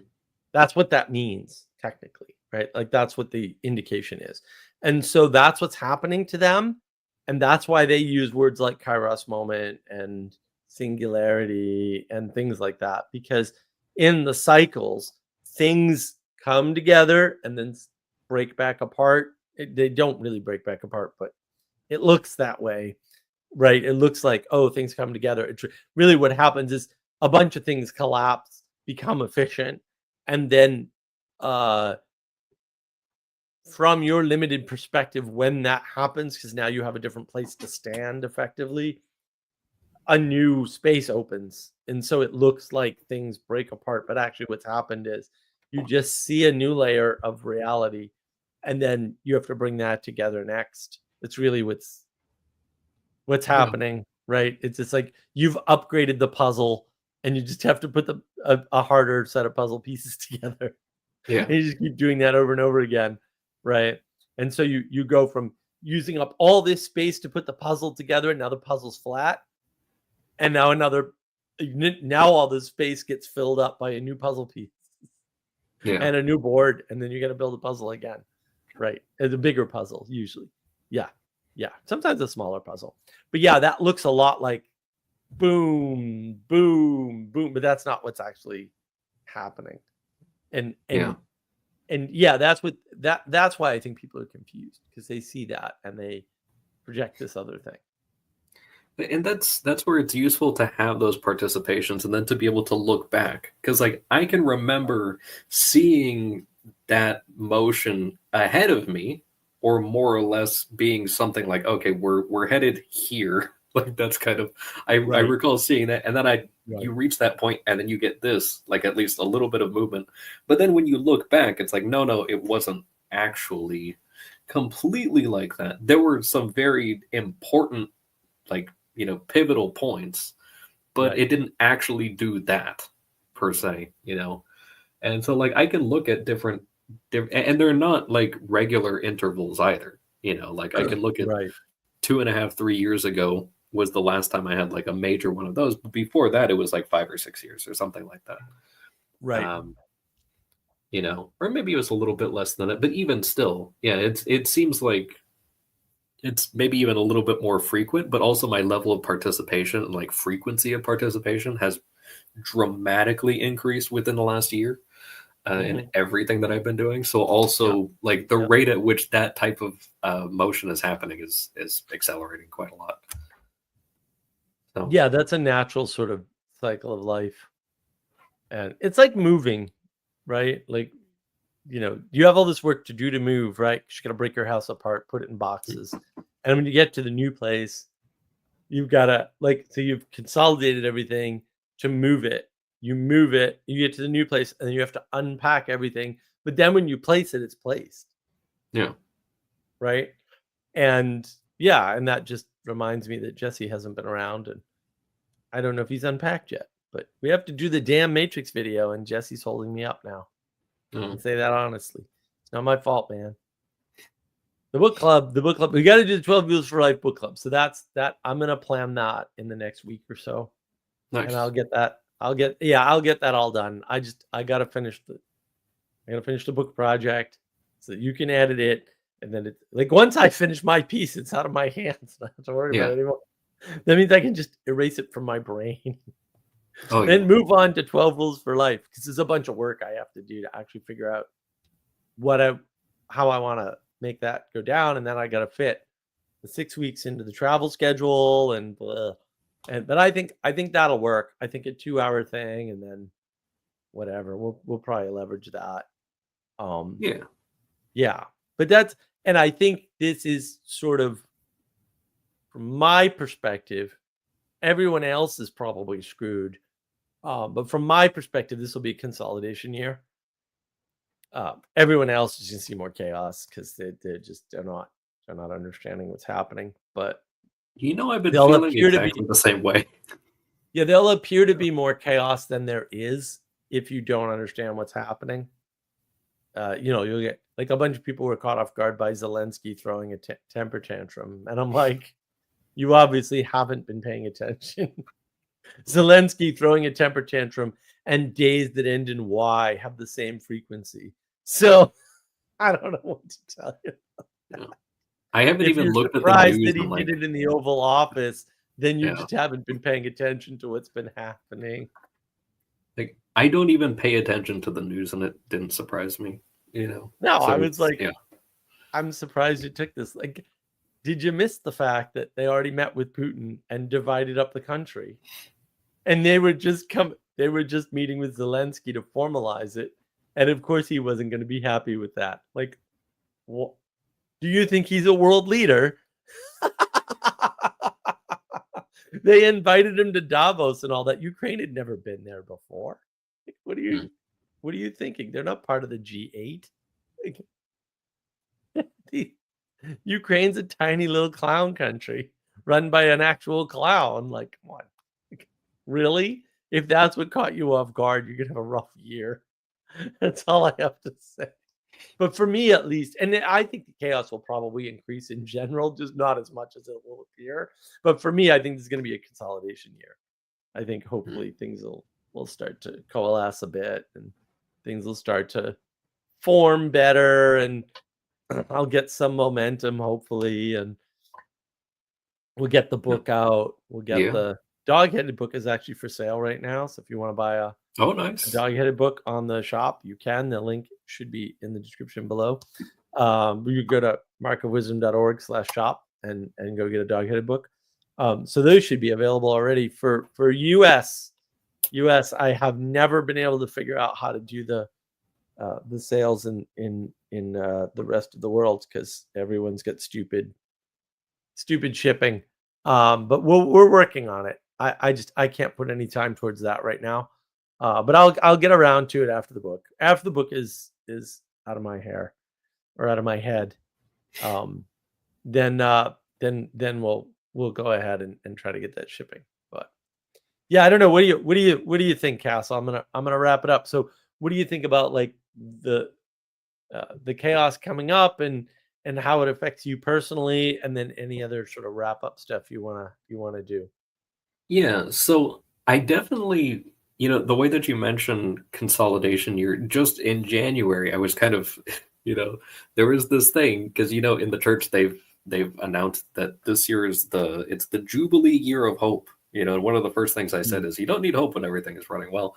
And not to be cynical, it's just that's actually the case, and technically true. Yeah. But it's like, no, it's good to hope. You're also looking forward to some good things. So I'm very much in that mode where you need hope when you're surrounded by chaos, but also when you're hopeful, it's an expectation. It's not I wish, or wouldn't it be nice or whatever, but it is going to get better. And also depending on how well you're attending and engaging and not just sitting there and getting knocked around by the waves and everything, the degree to which you wind up getting, you wind up experiencing that chaos is a lot different than the people who are not paying attention, who are not doing anything about it. Right. These sorts of things. From the perspective of the person who's actually paying attention and doing something, being an agent, it looks like just more work. And like that's more or less what I've been experiencing. It's just more work. But it's not, oh, all these things are happening to me. It's just, oh, there's a lot of stuff to do. And so that's how I've been kind of experiencing that.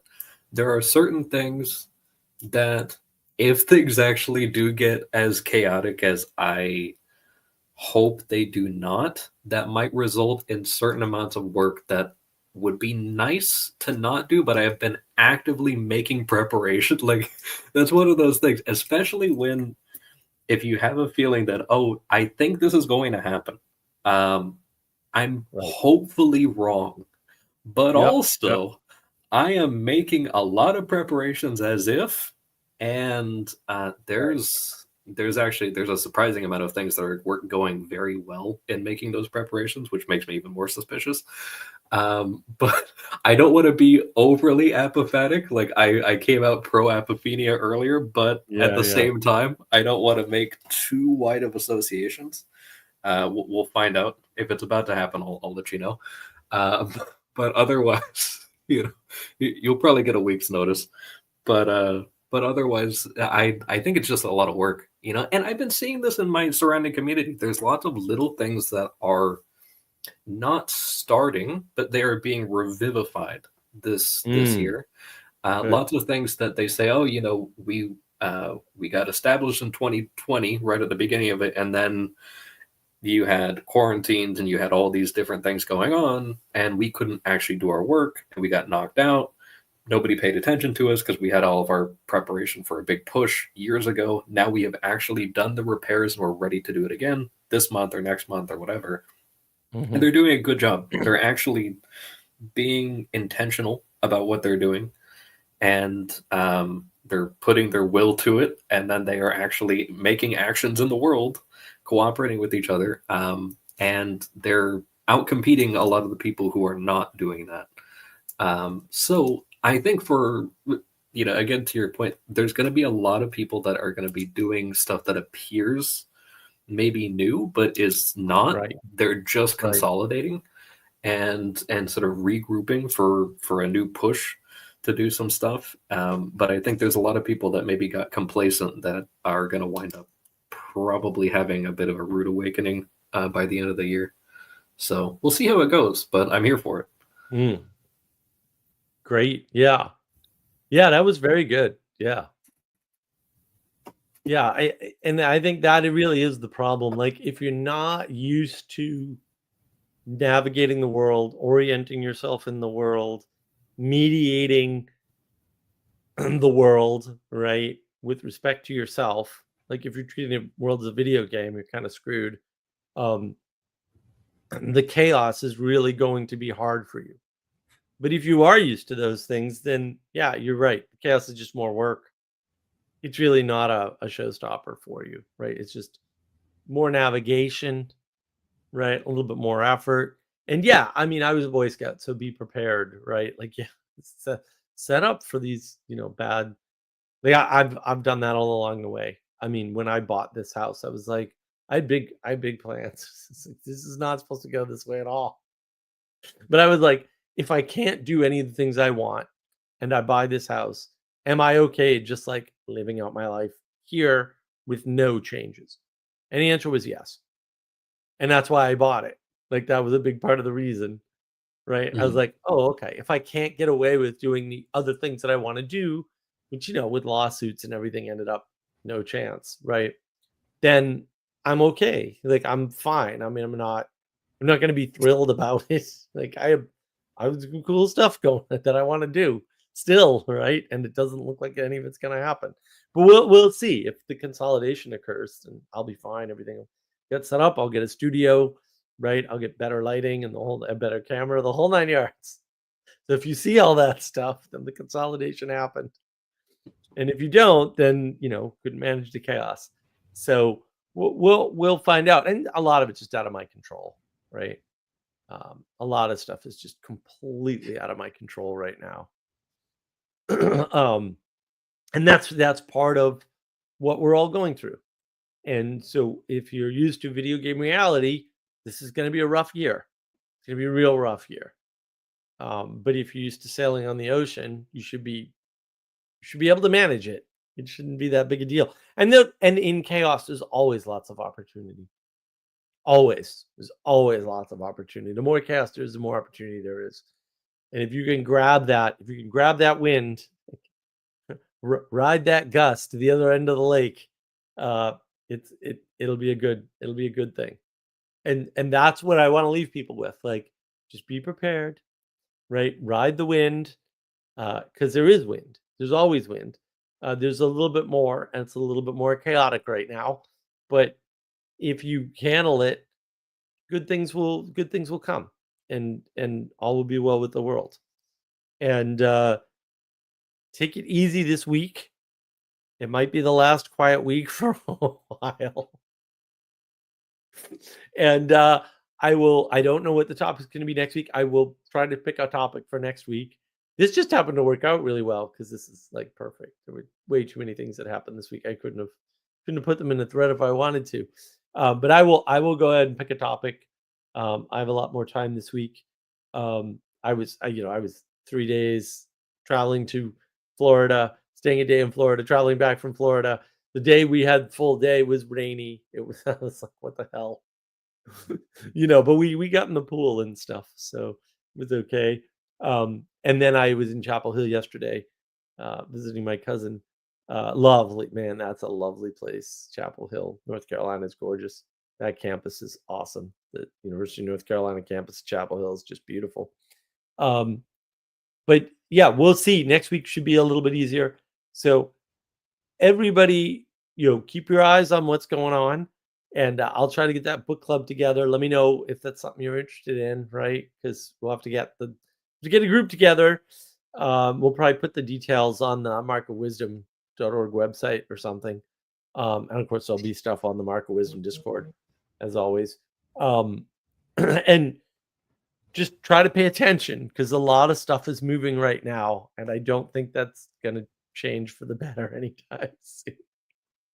And the more local you pay attention, the better, because you have more control there. And everybody, look, have a great week. Take care of yourselves, and take care of the people near you, because we're going to need more of that. And I will see you next week.